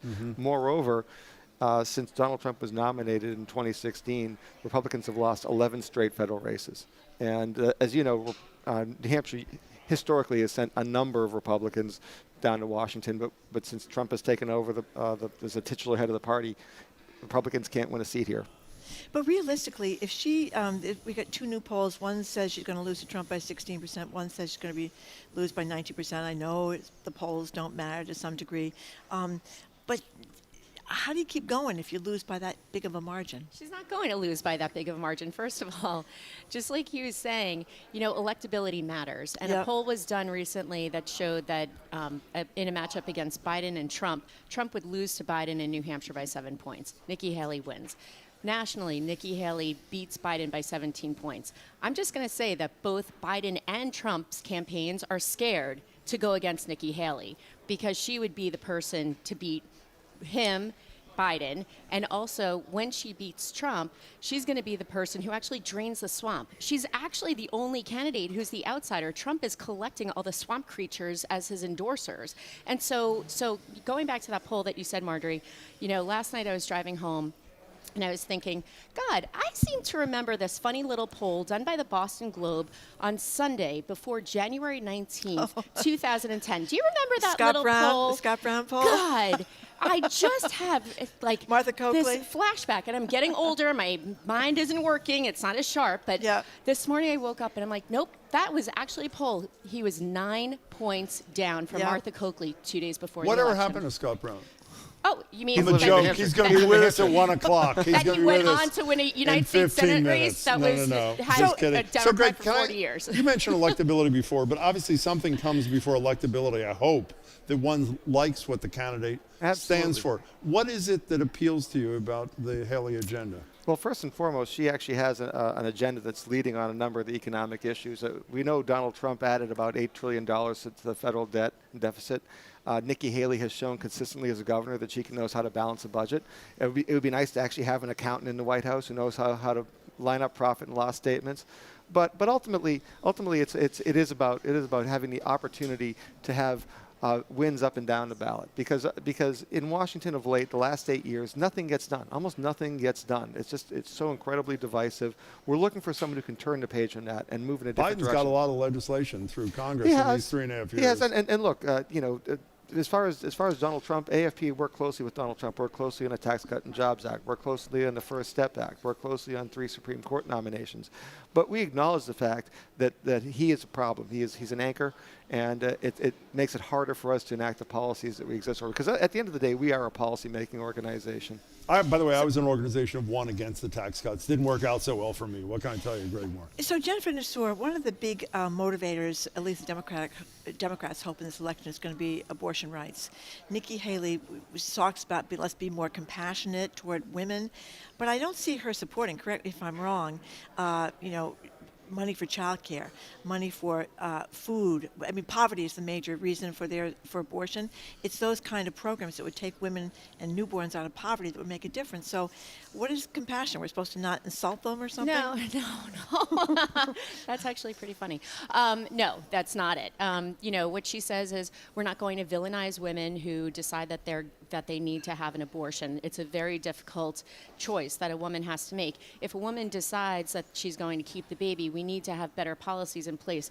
But she hasn't proposed those, has she? No, she has. Like what? She has said we need to have better adoption laws, make it easier to adopt. We need to have better. We need to have better child care. We need to have better education for women to get them working and get them out there. And so she is in support of women and policies for women who make that decision. So she's not saying keep your baby. She's saying it is a very difficult choice. She herself is pro-life, unapologetically pro-life.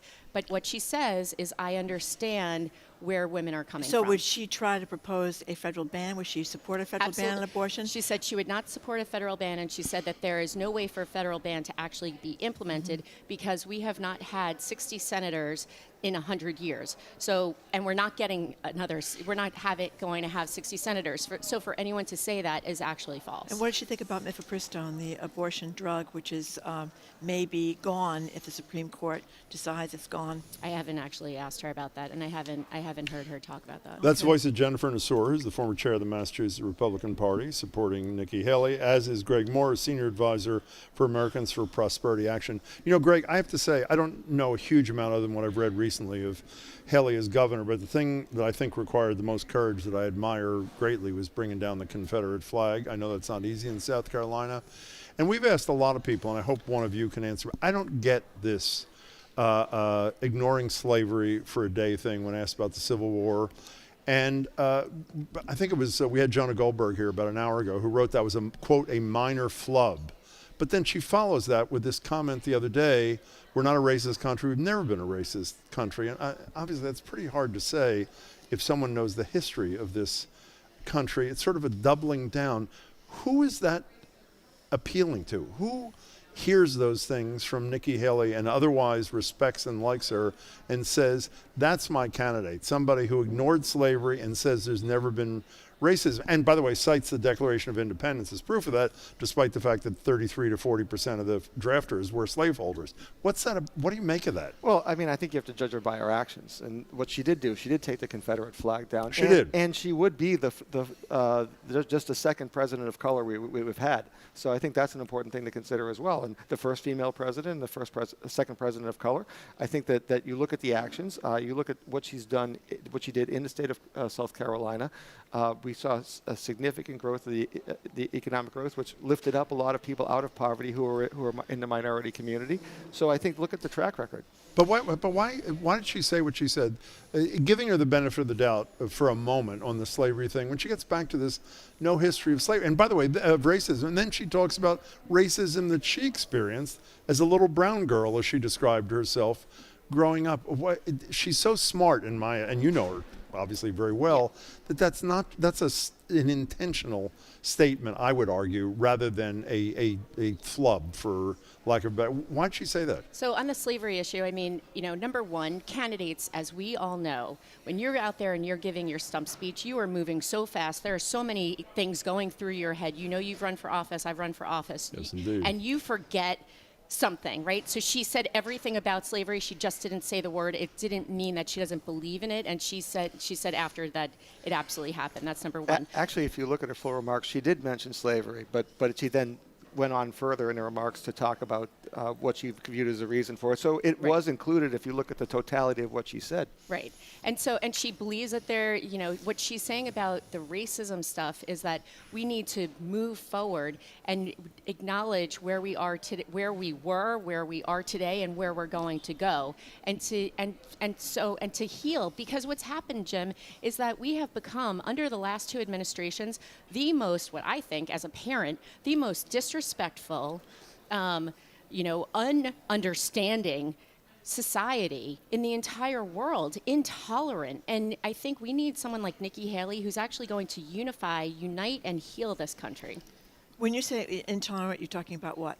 I'm talking about whether it's racism, whether it's sexism, whether it's just complete being nasty to each other. If you look at Trump and you look at Biden, the chaos and drama that follows the two of them in the administrations, it's just hateful. There's too much hate. I was just going to ask a quick question to Greg. Former President Trump has a lot of legal problems, and some Republicans have said that they would not vote for him if he'd been convicted of a crime. He's been found liable in a civil case involving Eugene Carroll, defaming her, and sexual assault. So there must be some thinking of down the road in the Haley campaign, should things go south very badly for President Trump, and what would that mean for her? I think she's all in for New Hampshire tomorrow. I don't think she's taking her eye off that ball one iota, and I haven't seen any evidence of that. Certainly the biggest thing for her has been to securing the endorsement of Governor Sununu, who's a generational politician, and I think that for her, she's already moving. She is starting to think a little bit about South Carolina. She's mentioning it on the campaign trail. She is absolutely going to be moving forward through to South Carolina. But you're right. I mean, President Trump does bring that baggage with him. He does bring the possibility of being convicted of multiple felonies. I don't know about you, but I don't think I'd be too thrilled with having whatever 71 felony counts looking at 91, but who's counting? 91. Yeah. I know. They just keep piling up. Do you both see... It's a loaded question. I guess, in considering your support of Haley, I know the answer. I think I speak for both of us. We're really worried about the future of democracy. And in the Suffolk poll here, it was very heartening. The top issue in New Hampshire was the future of democracy. Of course, you never know where people are coming from on that issue. But you've been around politics a while, Greg, and you have too, Jen.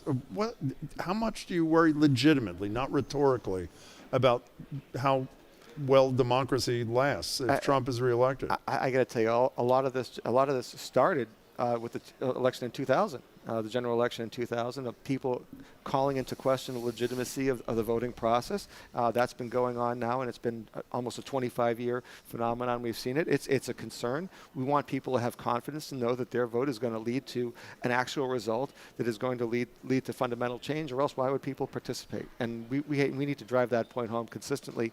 But in terms of someone like Nikki Haley, I think she's someone who absolutely brings that to the table. I mean, she is somebody who has sworn off the actions of January 6th. She is someone who has consistently talked about the integrity of the ballot process and wants to restore that confidence with people. Do you subscribe to her notion? I heard her say on the CNN town hall the other night that the reason she would pardon Trump, and she's president and he's convicted, is, first of all, only after the trials are completed, which I think is a very good thing, but also because she's concerned, I think a la Ford and Nixon, about incredible division in the country. Do you think she's in the right place on that, Jen? I do, because, you see, what does Trump have? He has 34% solid support.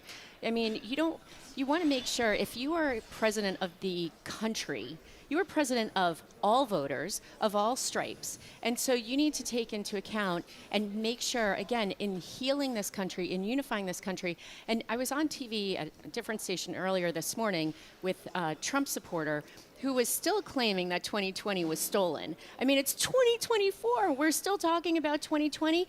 Biden is president. And by the way, if it was stolen, then, and that's what they're still talking about, who the hell wants to keep looking in the rearview mirror? You know why? Because they're too damn old to look forward. There's nowhere to go, so they keep looking backward. And I think this is a real problem in terms of a general election strategy.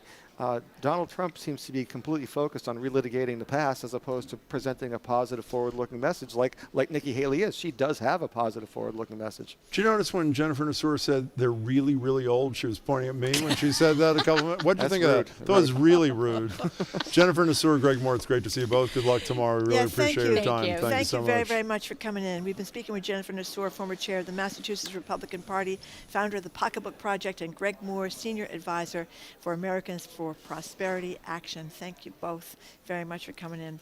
Coming up, a local New Hampshire rock star, frontman of Scott Brown and the Diplomats. Oh yeah, I guess that would be our former Massachusetts Senator, Scott Brown, and former ambassador in the Trump administration.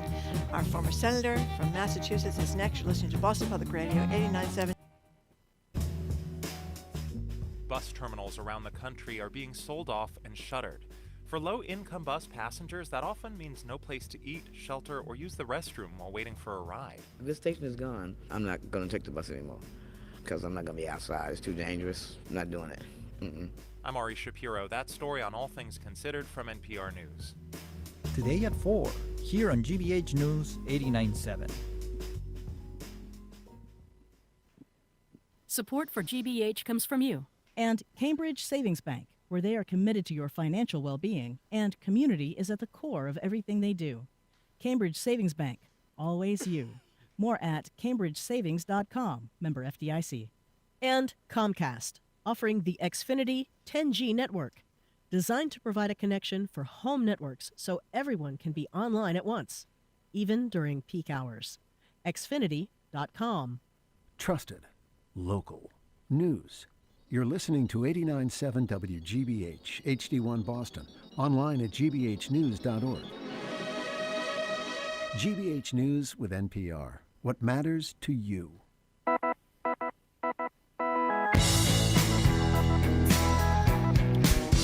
Welcome back to Boston Public Radio. Margery, Aidan, and Jim Browdy. We're live in Manchester, New Hampshire today and tomorrow for the New Hampshire primaries, streaming at youtube.com/GBH News. And if you go to youtube.com/GBH News, you'll see our BPR New Hampshire survival tips video. That'd be me and Margery. We sort of think it's a must watch. So in any case, we're going to break the mood a little bit and play you a beautiful cover of one of my favorite songs. It was Steppenwolf's Born to be Wild.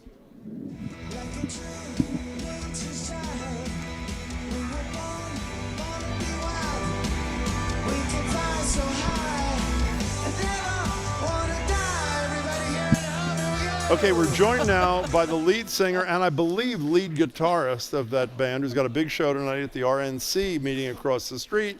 And by the way, the lead singer was also a Republican senator from Massachusetts and an ambassador in the Trump administration. I believe that would be Scott Brown of Scott Brown and the Diplomats. Scott, Senator, Ambassador, it's great to talk to you. Oh, boy. Well, hello, strangers. How are you? We're good. I know. It's good to talk to you. I remember the olden days when you used to come in our studio with a dozen donuts from Dunkin', and Jim would kind of fawn all over you. Well, he was a lowly state senator. He was a lowly state senator then. But Scott Brown, tell us about the band.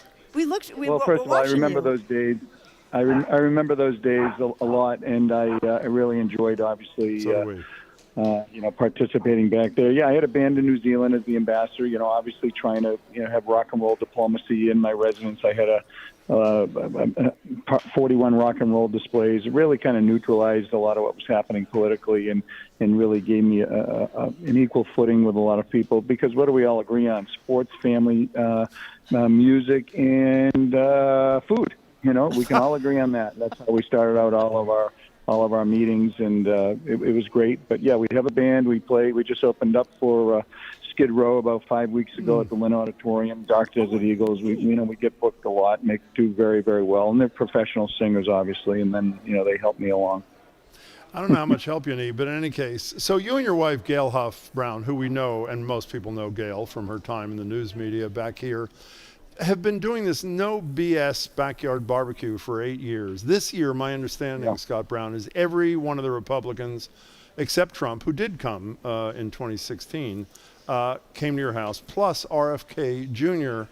And I read somewhere that the biggest, wildest crowd was for the former Democrat, now independent, RFK Jr. Is that true?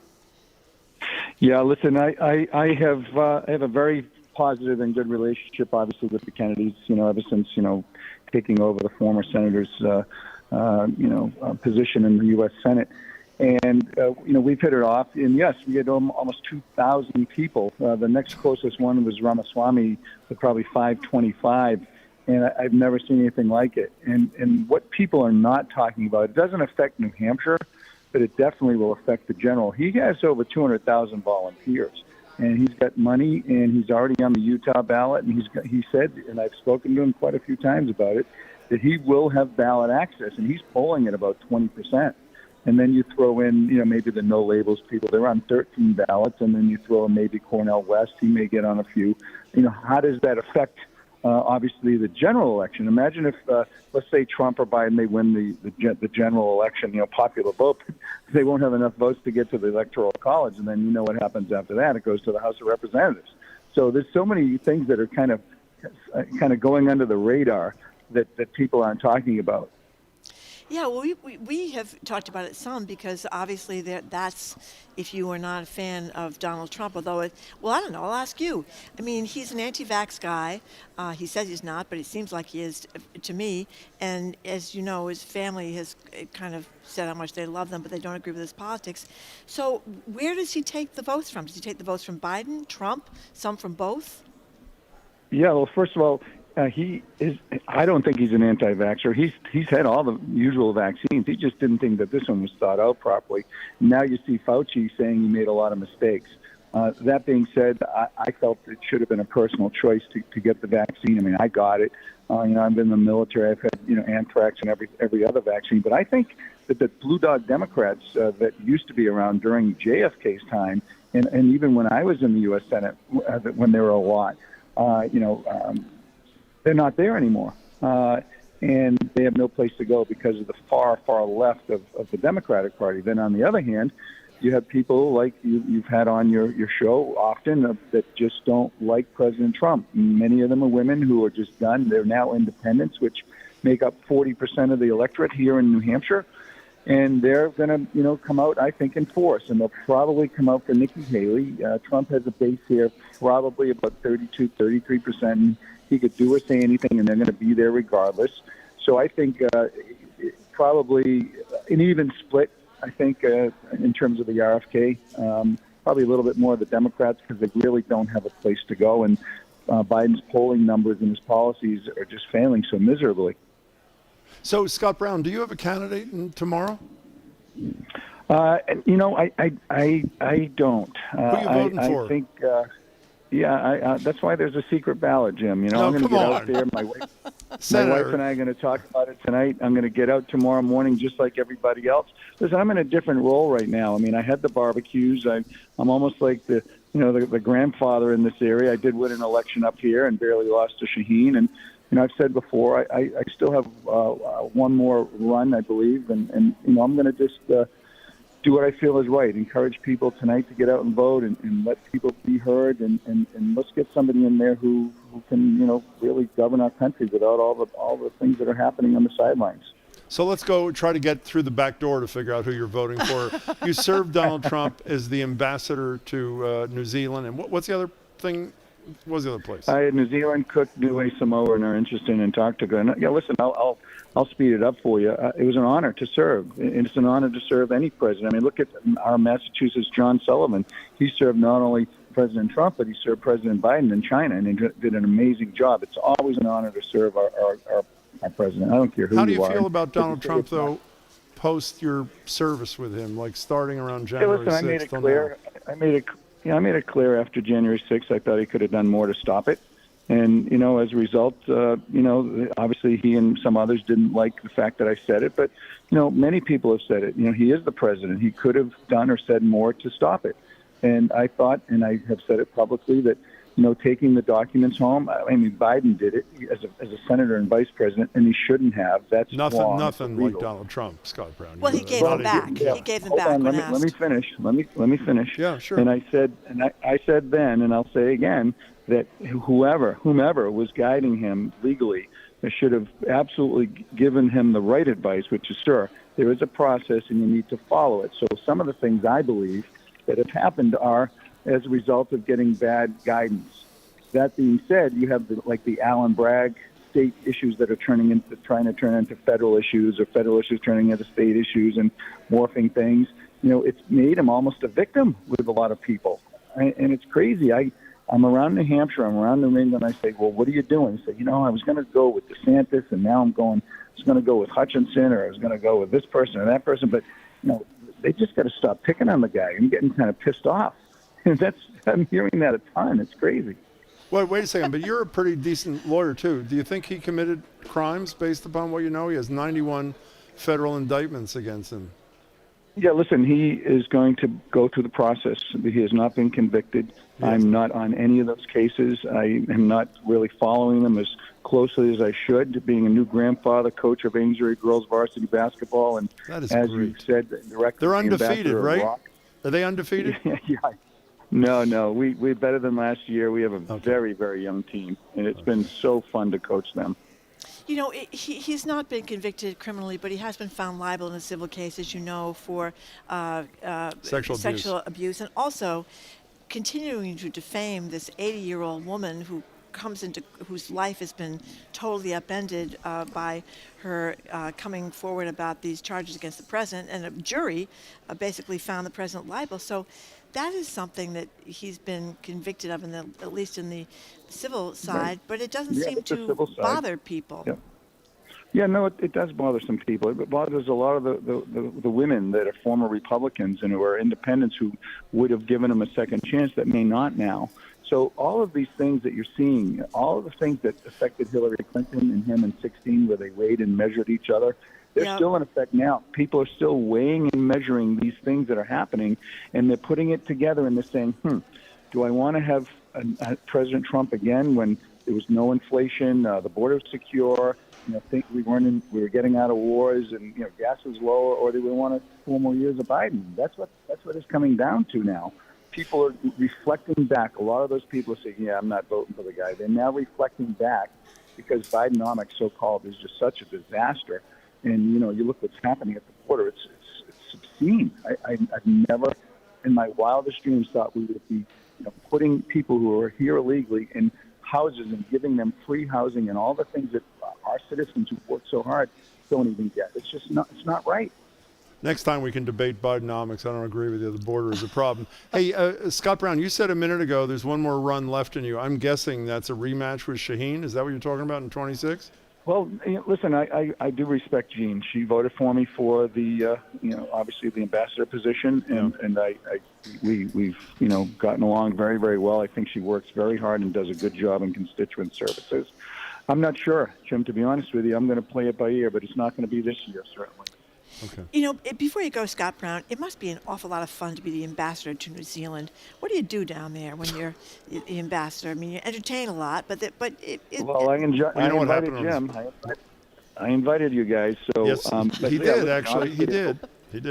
I did. Of course, I did. I had a lot of people. We had, illegal seafood. The folks Roger Berkowitz sent me right. photos. That's right. Yeah, Roger came down and many, many others. So, yeah, listen, it was an honor to serve, and it's 32 hours by plane away. It's a left-of-center country, and every day it's a Five Eyes country. U.S., Canada, Great Britain, Australia, New Zealand, and we push back against a lot of the things that are happening around the world. Anticipate trends. And I was there during the Christchurch massacre, and obviously, whether you like them or not, President Trump dropped everything to give me any and all resources we needed to make sure that there wasn't another wave coming, and we addressed all the needs of the New Zealand government. We're very, very close with the Kiwis. Obviously, we had people die there, during the various world wars, training and others. Yeah, it was something very, very special, and I'll never ever forget it. So we're coming tonight to see Scott Brown and the Diplomats. That's Don't right. screw up, We're okay? very excited. I'm getting you up on stage, Jim. Oh, yeah. my God. Then we're not coming. Scott Brown, we really appreciate your time. It's great to talk to you. Thanks so much. Be well. Thank you very much, Senator Brown. Check them out, Scott Brown, the Diplomats. They're really terrific. Really talented. They're terrific, great. I know, and Scott's pretty nimble there at the guitar. We were speaking with former Massachusetts Senator Scott Brown, former ambassador to New Zealand and Samoa, and thank him again for his time. Up next, a friend of the show and a great podcaster. We're going to talk to NBC political director Chuck Todd, creator of the Chuck Toddcast. You're listening to Boston Public Radio, 89.7 GBH. We are in Manchester, New Hampshire for the primary, and we are streaming on youtube.com/GBH News.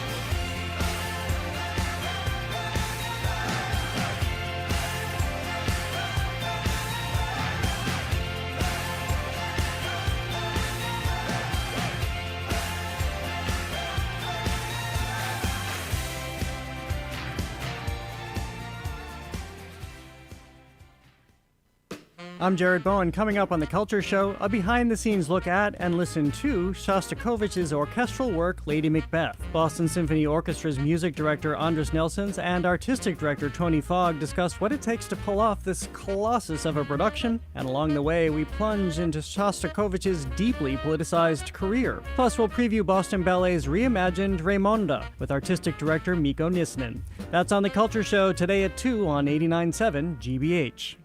Funding for our programs comes from you. And Dandelion Energy, helping homeowners across the Northeast to lower their carbon footprints with geothermal heating and cooling systems. More information at dandelionenergy.com. And New England Recovery Center, providing inpatient addiction treatment in state-of-the-art facilities located in Westboro, Mass. Learn more at newenglandrecoverycenter.org or by calling 1-877-MY-REHAB.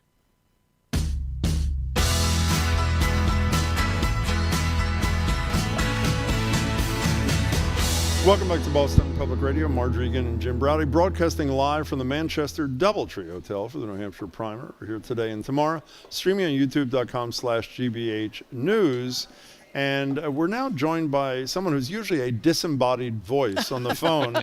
He appears to be here in person, I believe. He is NBC's political director and host of the Chuck Toddcast. Chuck Todd in the flesh. Hello there, my friend. How you doing, guys? Yeah, it's great to see you. And thank you very much for coming in. We really appreciate it. I believe the last time we saw each other in person was 4 years ago at this hotel. I believe 4 years ago at this hotel. I don't think it was a Doubletree then. No, it was the Radisson. Yeah. Well, That's how you know you're a real New Hampshire reporting veteran. If you can name every affiliation that this hotel has had. I believe it's been a Radisson, a Hilton, a Doubletree.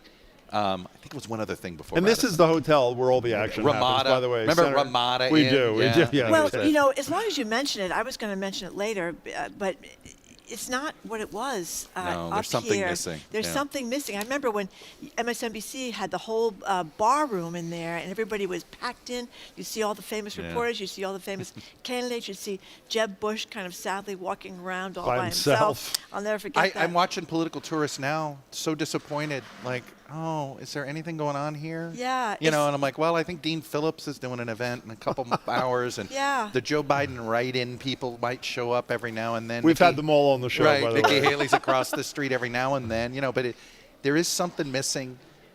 I don't want to be the old guy in the room that says, back in my day, the New Hampshire primary meant something. Too late. But there is something, and the question I have is this just what happens when you have a quasi-incumbent and an actual incumbent? Or is this the beginning of the end of Iowa, New Hampshire? Right? The Democrats killed it 4 years ago, and because I'll tell you this, Donald Trump has no incentive to keep Iowa and New Hampshire first, because where was he the most vulnerable? Iowa and New Hampshire. Where did the two Republican governors endorse against him? Iowa and New Hampshire. I will tell you this, if I were a New Hampshire Republican, I'd be really nervous that Donald Trump would be susceptible to say, the chairman of the Alabama or Arkansas Republican Party going, hey, why is Chris Sununu getting first in the nation? How about a MAGA state? That's assuming there'll be another primary for the presidency. If there is down the primaries line. anymore. Exactly. That's right. What's the state of the race the day before, Chuck Todd? Look, it doesn't. This feels like it's the beginning, that this is sort of the last gasp of this primary season. I don't know how you rationalize that this race keeps going if Trump wins, under any scenario. I think even a narrow win. Now, look, single digit, I think gives Haley something to hang her hat on and stick around possibly through Super Tuesday. But I'm sorry, you got to win. And this is the most winnable state on the calendar for her right now. And so if you don't win here, where are you going to win? And, you know, you don't defeat him by losing to him closely, right? You've got to actually defeat him. So that said, the history of the New Hampshire primary says every time the public and the media says it's over, these independent voters show up in droves. It's that contrarian thing. Yeah, totally. So I'm holding out like that. I'm holding out for that possibility. But I don't see evidence that that's happening, right? The Haley campaign doesn't have the juice that, say, Hillary Clinton had a real operation in 2008 here to tap into when she was able to do that. John McCain had real history here to tap into when he needed his comeback. She doesn't. I don't see it. Describe the scene to Chuck outside the Trump rally on Saturday night. Well, before I get to the Trump rally, our staff went to the Haley rally, and they talked about how it kind of filled up, and by the end it was pretty couple full. Hundred people. A couple hundred people. I mean, I was out here the other day. My toes and my fingers were freezing. It was like 15 degrees or something. There were thousands of people trying to get into his rally, and they waited in the freezing cold for hours, and they are just in love with the guy. You should, in Iowa, the high was -6. And they were waiting in line. Okay. Yeah. Look, he has a hold over a certain chunk of. This is what we found out, right? He can now succeed in low turnout situations because Iowa was a low turnout situation due to weather. So it used to be his people were, but they're very devoted, and so she needs the high turnout. To me, if there's not 300,000 voters in this primary tomorrow, she has no chance of winning. Let me ask you something about, you're a Florida boy. Mm-hmm. What happened? I mean, Ron DeSantis, that for a while, he was the fair-haired guy. He had a lot of money behind him. He was going to take Trump on. What happened? Strategic mistake after strategic mistake. The single biggest mistake he made was announcing as late as he did. Yeah. You go back into time. Donald Trump announces ridiculously early for one reason, because he knew the indictments were coming and he wanted to be an announced candidate so he could claim that it was like them preventing him. But everybody knew what he was doing. He wanted to be an announced candidate, which forced the creation of Jack Smith. The Justice Department, Merrick Garland was coming down with indictments. He knew it, but the minute he became an announced candidate, January of 2023, if Ron DeSantis announces his campaign in January, he has 100 Republican members of the House at that point in time endorsing his candidacy. He had a moment. It was small. It was narrow. But you don't get many, and he didn't take it. He thought, no, I need to get through my legislative session. I'm going to wait till May and accumulate money. Well, what happened in that 5 months? Donald Trump just remade his image into sanctimonious, and it was over. Yeah, but Chuck Todd in person, by the way, I should say, here in Manchester, he was also, this is a grand statement, and I probably am ignoring somebody. I don't think I've seen a presidential candidate with great prospects in theory, even though Margery said he had no chance from day one, who connected so poorly with the every connection seems so forced. And so an aide said, you got to smile, you got to shake their hand, you got to pretend like you're having a good time. It never seemed authentic at all. Those candidates never win ultimately, right? I mean, think about it's always funny. And I don't know which comes first, that we explain away a losing candidate by going, but Bob Dole, right, had charismatic challenge. George H.W. Bush comparative to Bill Clinton. Hillary Clinton compared to Barack Obama, right? Like there is sort of, but DeSantis was different. He never, this was a case where, DeSantis thought, he basically, his political career got a head start born on third base in that he got this Trump endorsement and he thought, oh, this is easy. Yeah. Politics is easy. And so because he never had to work hard to win his first election in a way that he didn't know how to build a campaign. His campaign the last time was just in a Fox green room. That's how he ran for governor. He just showed up in a Fox green room and it worked. Yeah. Before then, that was not the way to win a primary. In the Trump era, it turned out it was. And so he didn't know how to do the blocking and tackling of an old style campaign, which is still the way you actually have to win a series of presidential primaries, because even Trump's figured that out. He hired a real team this time. Do you think if he had stayed with the white rubber boots, he would have done better? I mean, don't you think that was a look that really fit the guy? Come on, Chuck. Yeah, work with me. No, I will say this. He's at least, I give him credit as he's finally sort of realized, boy, I shouldn't have blown off all the press. Shouldn't have done this.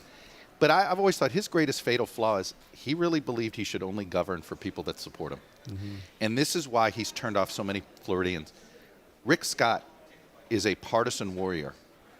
But when he was governor, he thought he had to be governor for the entire state. When a storm hit, he showed up.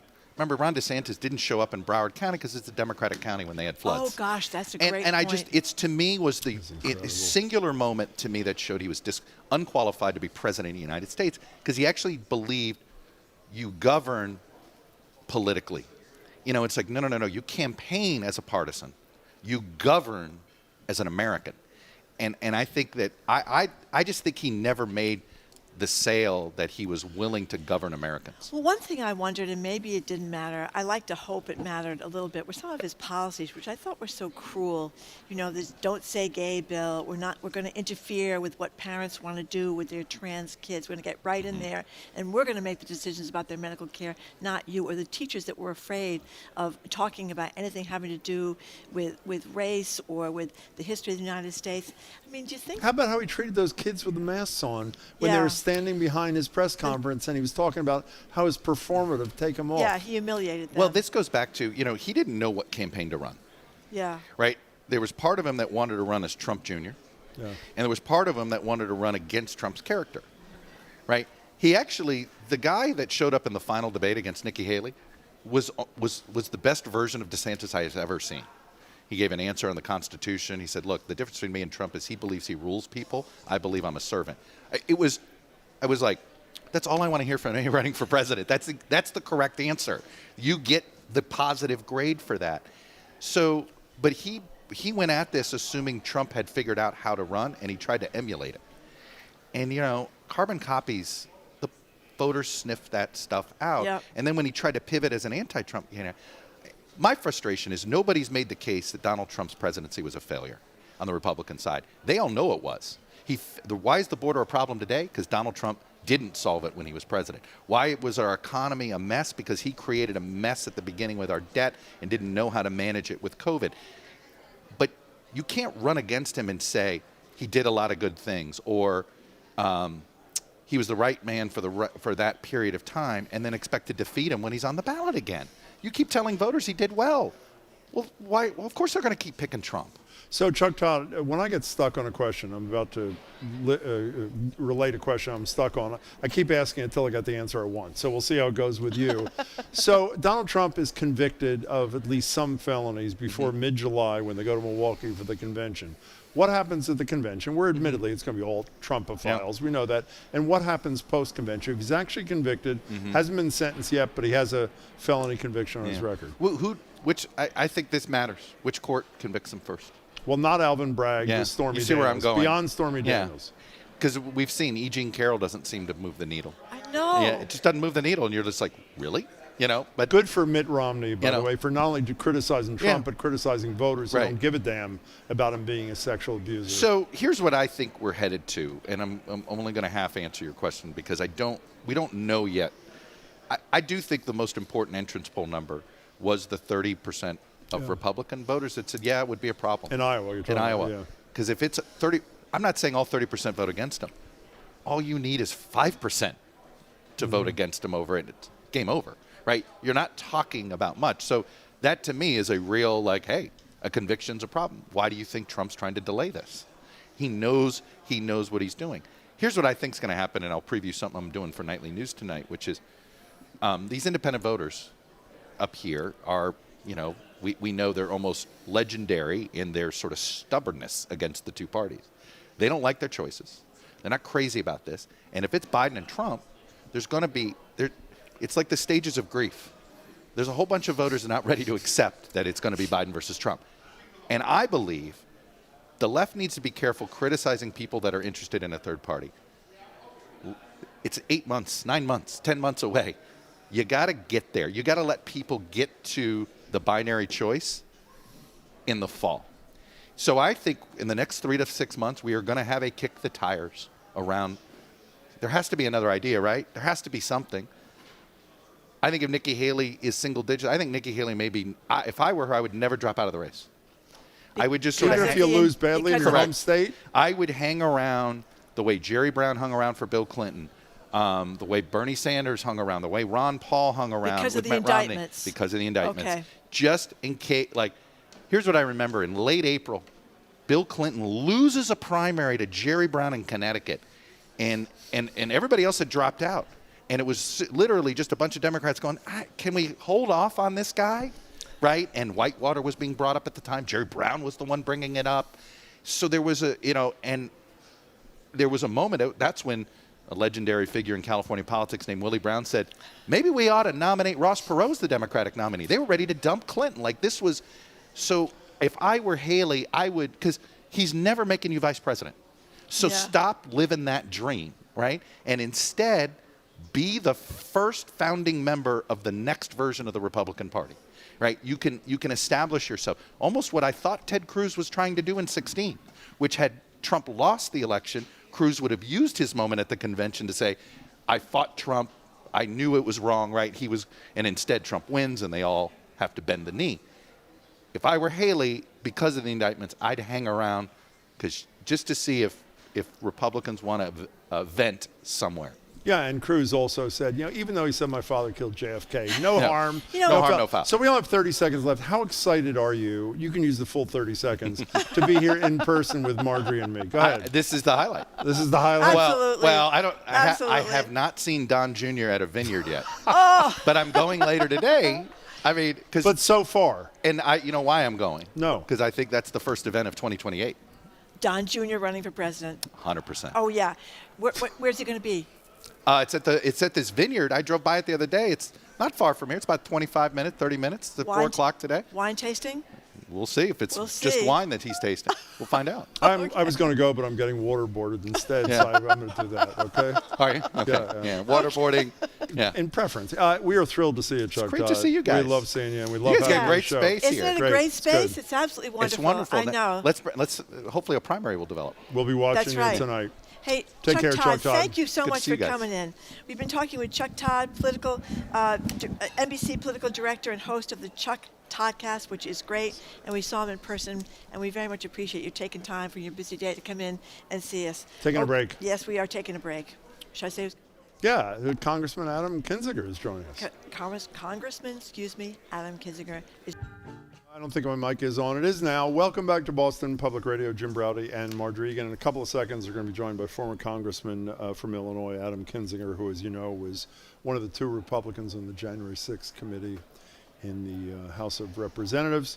And a little bit after that, we're going to talk to a person who was a big-time participant in our old radio show, who was a big Trump supporter in 2016, and remains a pretty big Trump supporter in 2024. We'll get his, by the way.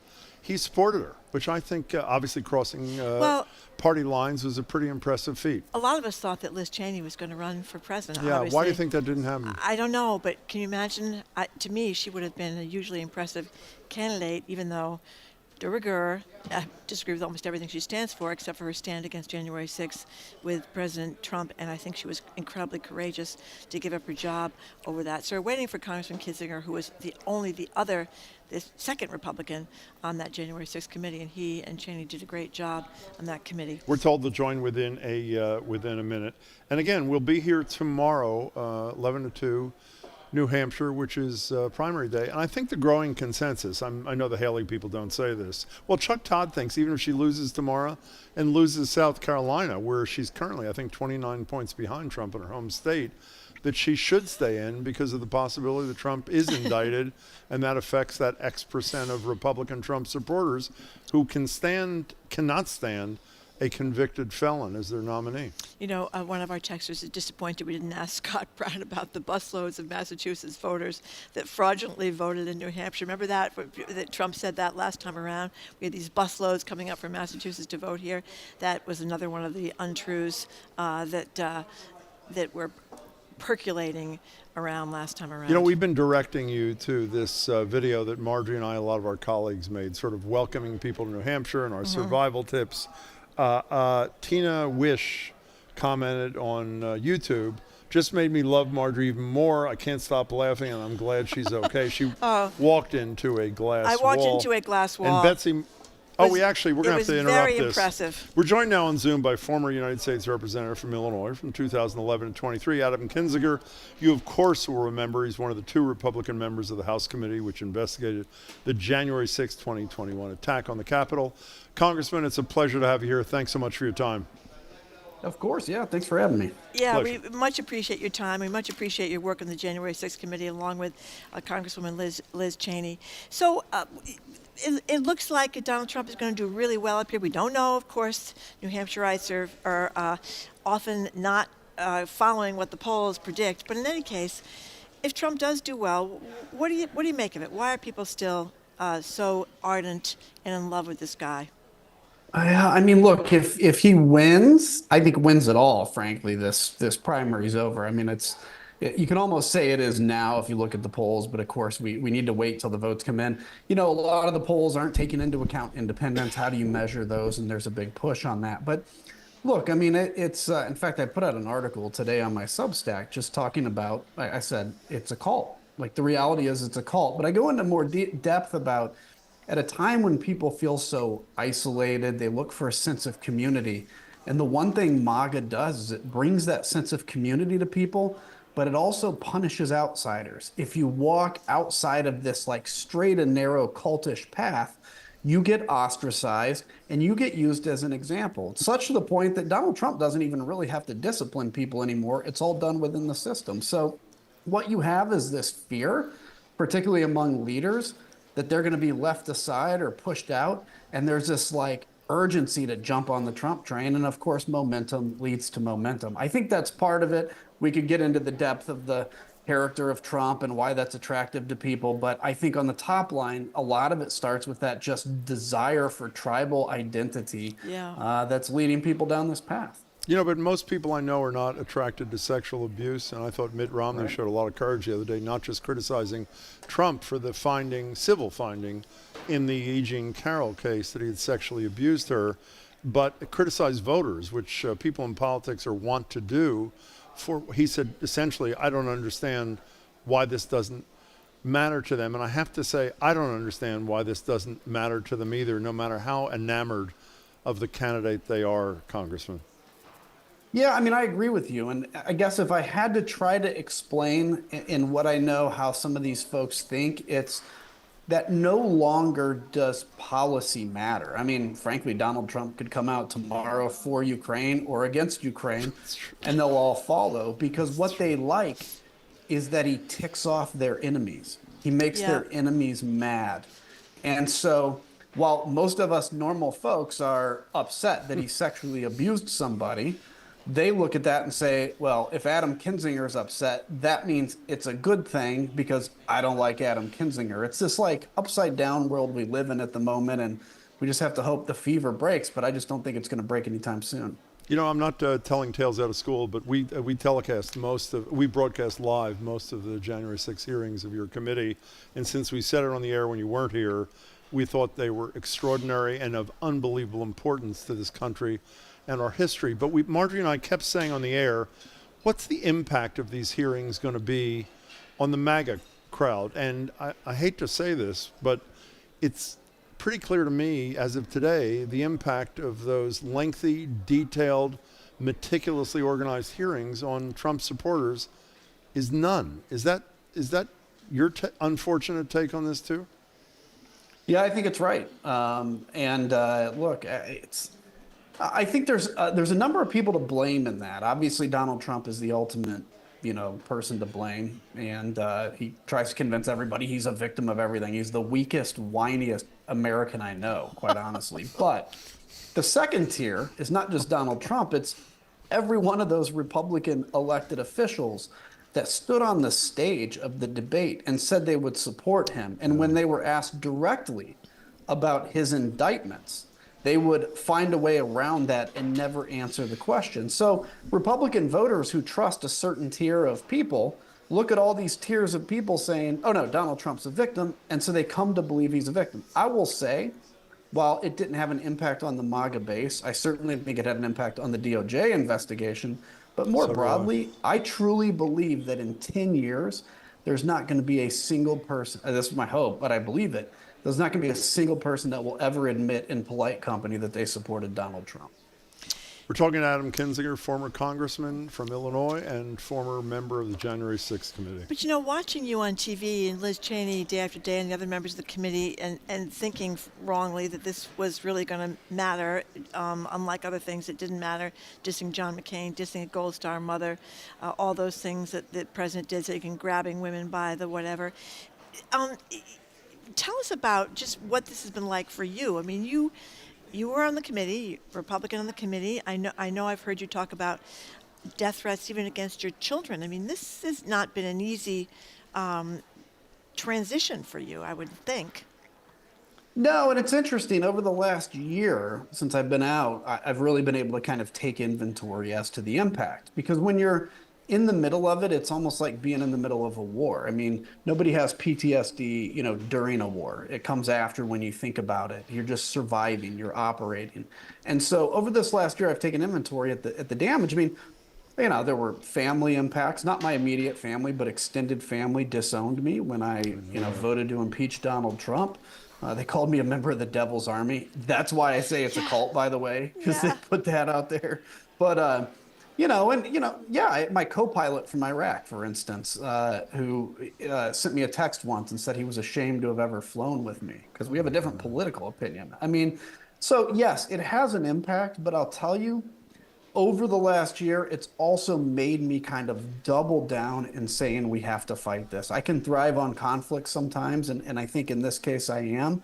I've been able to take inventory of the impact, but I just recognize that, while I'm a public figure that can show kind of the impact it's taken, there's not a single person listening right now that can't name one relationship that's been broken because of Donald Trump and MAGA. And this is an epidemic that we have to take on together. And that's we get it from couples who've split up all the time over this issue. Sure. Congressman, just a thing more or two. I know I've read you say that if it's Trump versus Biden, you're vote for Biden, former Republican congressman. Could you support Nikki Haley as the nominee of your party? Well, yeah, I mean, maybe. I don't know. The big thing for me is I want people that are going to tell the truth. And while Joe Biden and I don't agree on everything, I think he's a truth teller, and I think he believes in democracy. That's the most important part. We'll cross that bridge if I get there, but it looks like it's going to be Trump and Biden, and there's not a chance in blazes I could support Donald Trump. Okay, and last thing related to that. The Governor Sununu, maybe the biggest Haley supporter clearly here in New Hampshire, and Haley herself, while he has been very critical of Trump and she's been modestly critical, both say if he's the nominee that they'll vote for him. How does that hit you? I mean, it's sick. I mean, I guess, look, I'll give Haley the benefit of the doubt in saying she almost has to say that to be relevant. I don't excuse it or agree with it, obviously, and we'll see what happens when and if she drops out. With the governor, Sununu, I don't understand it at all. And it's not like when he answered that question, he was introspective and downtrodden about it. He was excited. Like, he almost gave the perception that he would be excited to vote for Donald Trump. Of course I'd vote for Donald Trump. That's what bothered me more than anything. I get the politics of it, but you don't have to celebrate it. And for God's sakes, I would hope that if Nikki Haley drops out of this race ever, that he would make the right decision. But he seemed pretty stoked to support Donald Trump if that was his option. Congressman, your service on that January 6th committee was really an important moment in our history, and we're thrilled that you joined us today. Thank you so much for your time. It was great to be with you. Thank you. God bless. Thank you. We've been speaking with Adam Kinzinger, served as a United States Congressman from Illinois from 2011 to 2023, and he was a Republican member of the House committee that investigated the January 6, 2021 attack on the Capitol. Up next, we're going to play our conversation we had yesterday, actually, with a Trump supporter and a comedian and a local New Hampshire guy. That would be Karl Zahn. He is next. You're listening to Boston Public Radio, 89.7 GBH, broadcasting live from Manchester. Jim Browdy and Margery Egan broadcasting in Manchester, New Hampshire. Obviously, primary Tuesday here, a huge and critical primary. We're joined now by Karl Zahn. He's a real estate agent, second-generation New Hampshire native from Milford. He formerly owned and operated an excavation and site work company for more than 35 years. Margery and I met him a couple of decades ago when he became a frequent caller to our old radio show. Those calls led to a career in stand-up comedy. That made some sense. And eventually to an embrace of candidate Donald Trump, which made no sense, at least to us. Last week, Karl wrote a very odd op-ed in the New Hampshire Union Leader titled Karen Ziti and Trump's Appeal, in which he compares Donald Trump to the pasta of the expired wife of a mobster in The Sopranos.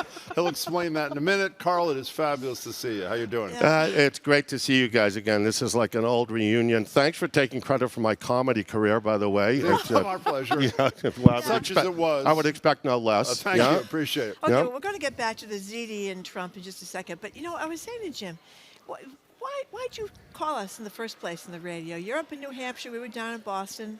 Why'd you call? Abject boredom. Thank you. I was driving truck at the time. Spending 10 hours a day in the dump truck, hauling aggregate back and forth to Massachusetts. You guys know I'm a yapper and a very lonely person.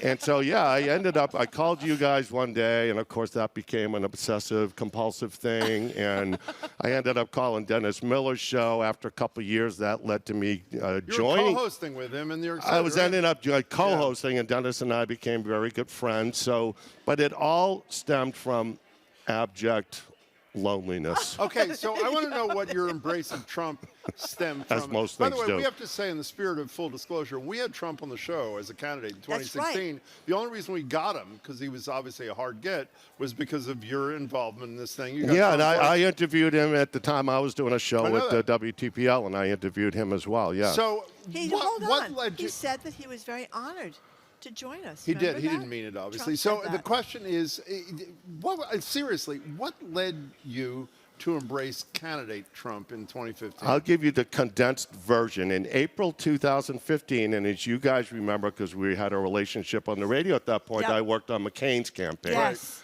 8 years after McCain lost, I got a call from this guy, Joe Coletti, who was on McCain's campaign. I was doing a radio show at the time in New Hampshire. He goes, hey, Trump's going to be in Nashua Saturday morning, media only, invitation only. And I said, if this is about Trump running for president, I said, I have no interest. I don't know much about him. Seems like a complete blowhard to me. He goes, well, it's free steak and eggs. So like Jim, I made the same decision Jim would make. And I go, it's a 10-minute drive for a free breakfast. So I went with a friend of mine, and there were literally 15 or 16 people there in a room, big spread. Trump shows up, speaks for an hour and a half. An hour and a half? Off the cuff, like he always does, almost like a stand-up comedian. And I have to say, I was really taken by him, and I was so elated that I went that afternoon, I wrote a piece for the Union Leader, the gist of which was, this is what happens after 35 years in a bad marriage with my politicians. I've fallen in love with a hooker and I'm running off. Thanks a lot. I like By that. the way, and you, like Donald Trump, your candidate, prefer your military people who haven't been captured. Is that correct? Well, you know, we could talk about that later. That was a bad day for me, the McCain comment. So 8 years later, you write, as I say, this really odd piece the other day. It was last week, in which you do compare, I was not making that up, you said the great character Janice, the sister of Tony Soprano, is involved with this guy whose wife died in a car accident. Bobby correct? Bacalari. Bobby Bacalari. Right. She leaves frozen ziti, and you compare, tell me if I'm wrong here. It was frozen for months. In Frozen the for in the months. freezer. Frozen ziti to Trump running for president a second time. Could you translate that Well, for first us, of all, Karl? I wasn't even going to write that piece because I figured someone else is going to come up with this analogy. Exactly. It's so obvious. It's so obvious. And I got yeah. impatient, Jim, Yeah, as okay. you know I So do. you did write it. So what did you say? Well, I said, you know, this is, you know, the Karen's baked ziti that Bobby had kept frozen for months in the freezer, kind of his last connection to his wife, heartbroken. Yeah. And I said, you know, Trump has become our political Karen Ziti, where we have Nikki Haley and Ron DeSantis holding the tray out and go, you know, let's eat this together now. Makes a lot of sense to me. Yeah, I think it's, you know, So so in all obvious. seriousness, we know you pretty well, even though we haven't seen you in ages. We lived through his presidency and caged kids on the southern border. He's a climate change denier, and we drove by some ski slopes where there's no skiing today. There was January 6th. In a moment of seriousness, what's with you and Trump after all this in 2024? Well, first of all, I think after Bill Clinton and Monica Lewinsky, I learned, like a lot of Americans, we're going to have to forgive the proclivities of our presidents because odd people are drawn to the job. It's almost like Hollywood and acting. And comedians, I can say, having been a stand-up comic, you know, there's some odd personalities out there. And I have always said that there are things about Trump, things he says, things about his personality that I find, you know, distasteful. It doesn't bother me so much, but it bothers me in the bigger picture that I think a little more softer Trump could be much more appealing to people. Having said that, and I think back in 2015 or 16, I said he's got some kind of a mutant Tourette syndrome. So he doesn't blurt out obscenities, he blurts out absurdities. But you're okay with him? You know what really struck me in that first day I saw him is, you know, 30 years of people like me, kind of blue-collar people, you know, paying our own college education for our kids, paying our bills, and looking at Washington in general, which I think is fair to say both parties, increasingly corrupt. People that are there too long, they're on the public dole, they don't really do that much. People like me look at that and go, you know, how long would that guy last in the private sector? Well, like doing what I have to do. And I think Trump captured, and that's why that first day in Nashua, and I tell you, when I went on and started talking to people about Donald Trump, I mean, you think I'm weird? Mm-hmm. I mean, people were like, you know, Karl, you've lost your mind. And I'm going, no, listen, I'm ready to roll the dice on bat blank crazy. I just like the idea of a businessman running the country, no political experience, perfect. I just want leadership, you know? Well, let me just say. That was the attractive part to me. I understand it. Unfortunately, we're out of time, but let me just say, Margery and I talked this morning. Margery's a fabulous writer. She was the one that said this to me. When she thinks of great writing now, it's Moby Dick, obviously the great American novel, and Karen Ziti and Trump's appeal. Those are the two things that I think most of us will. Do you not agree? Before I cry on air, I'm so touched. Thank you. No, thank you, really. Yeah. I was surprised they printed it. To So tell were you we. the truth. So were we. Yeah, So were we. Like I told you, it's a cry for help. That piece is Karl Zahn, clearly a cry for we help. really missed you despite your views. It's a pleasure to see you. Thanks so much. And we should say we have seen Karl do his stand-up routine. He is really talented guy. Thanks so much. It's really great to see you guys again. Thanks for having me. Thanks for Appreciate it. joining us. Karl Zahn is a Milford, New Hampshire-based real estate agent. His recent piece for the New Hampshire Union Leader is Karen's Ziti and Trump's Appeal. It's a great read. Karl Zahn, thank you very much. Thanks, you guys. Good to see you. No, we hadn't seen Karl in years. And the reason it was good is beyond the fact that we have a long relationship, as we said there, when he was a regular caller to our old show on the old station. I mean this sincerely. It's not a punchline at the end of this. Karl's a really smart person, and I like to, and pretty informed. I'd say very informed. I like to believe, because it makes me happy, that the bulk of Trump people who excuse the potential felonies, the sexual abuse, the fraud, are people who are wildly uninformed or not that smart to begin with. He's neither. He is really smart and quite well informed. Right. And it was really like an education for me. He is as we said, the only reason we got Trump in 2016 was because of Karl. And we had no idea what his position is. We haven't spoken to him in years, but there's a good example of the loyalty to former President Donald Trump. I think you get a lot of whataboutism. You know, you can get, that is totally Bill true. Clinton. What about Bill Clinton? But people forget that we didn't know these things about Bill Clinton when we voted for him. We knew about Jennifer Flowers, and we knew that his wife said, I'm not going to stand up here like Tammy Wynette behind my man. We didn't know about all these other women the first time we voted for him. We didn't know a lot of things when people voted for Bill Clinton. So that's a big difference. And when you talk about the Biden crime family, I think that's another talking point on the Republican side. And again, there has been nothing linked to the president. A lot of issues for his son, Hunter, and another brother, but not for the president himself. Yeah, so the polls as of today, with the exception of that outlying poll, the American Research Group, which about a week ago had 40-40 Haley and Trump, Suffolk, CNN, both in the mid to high teen level for Trump. But I subscribe to the notion, it's not just the Haley guest we had today, that there is a contrarian thing in New Hampshire voters. And if Trump wins at all, I think, or particularly if he wins significantly, the primary for the Republican nomination is over as far as I'm concerned. I think they may rebel. We shall see.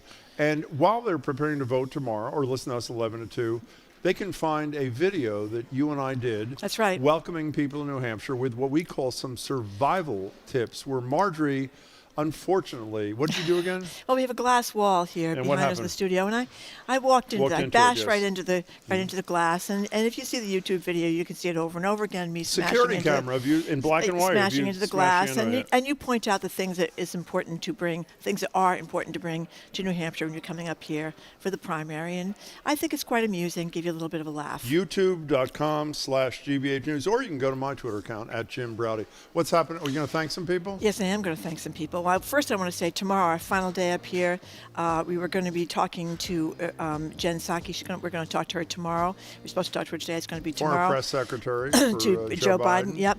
Democratic Minority Leader of the New Hampshire State Senate, Donna Soucy, and New Hampshire House Democratic Leader Matt Wilhelm of the Write-In Biden campaign.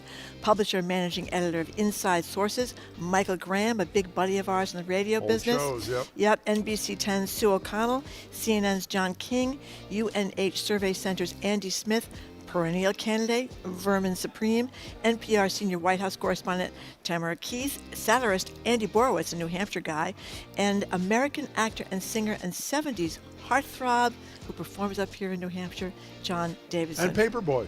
And Paperboy. Paper, as we call him, another candidate for he's the going to be Democratic here. nomination. That's right, he's going to be here too. We want to thank our great crew, Zoe Mathews, Aidan Connelly, Nicole Garcia, Hannah Loss, our engineer John LeClaw Parker, our executive producer Jay Bologna. Everybody's working really hard. Special thanks to the GBH Manchester team, Maddie Geyer, Rob Fagnet, Alexi Cohen, Azita Garamani, Howard Powell, Miles Smith, Dana Rader, Lisa Williams, and Elena Eberwine. We're going to see you again tomorrow, Jim. I can't just say, I don't know if people know how hard it is to put together a show like this. Not on our part. We just do what we always do. Getting these guests, coordinating this thing, doing the YouTube thing. It is a master feat, and these people have performed brilliantly, I should say. They're yes, really they have, great. and we thank them very much. And they also brought us lunch, which is not to be underestimated. I'm Margery People Egan. walk into the glass like Margery did. Oh. They're applauding. Just walk right into the glass. Thank you. We got to Thank you go. very We hope much. you'll rejoin us again tomorrow. Jim Browdy. Margery Egan. Bye. Thanks for listening. Bye.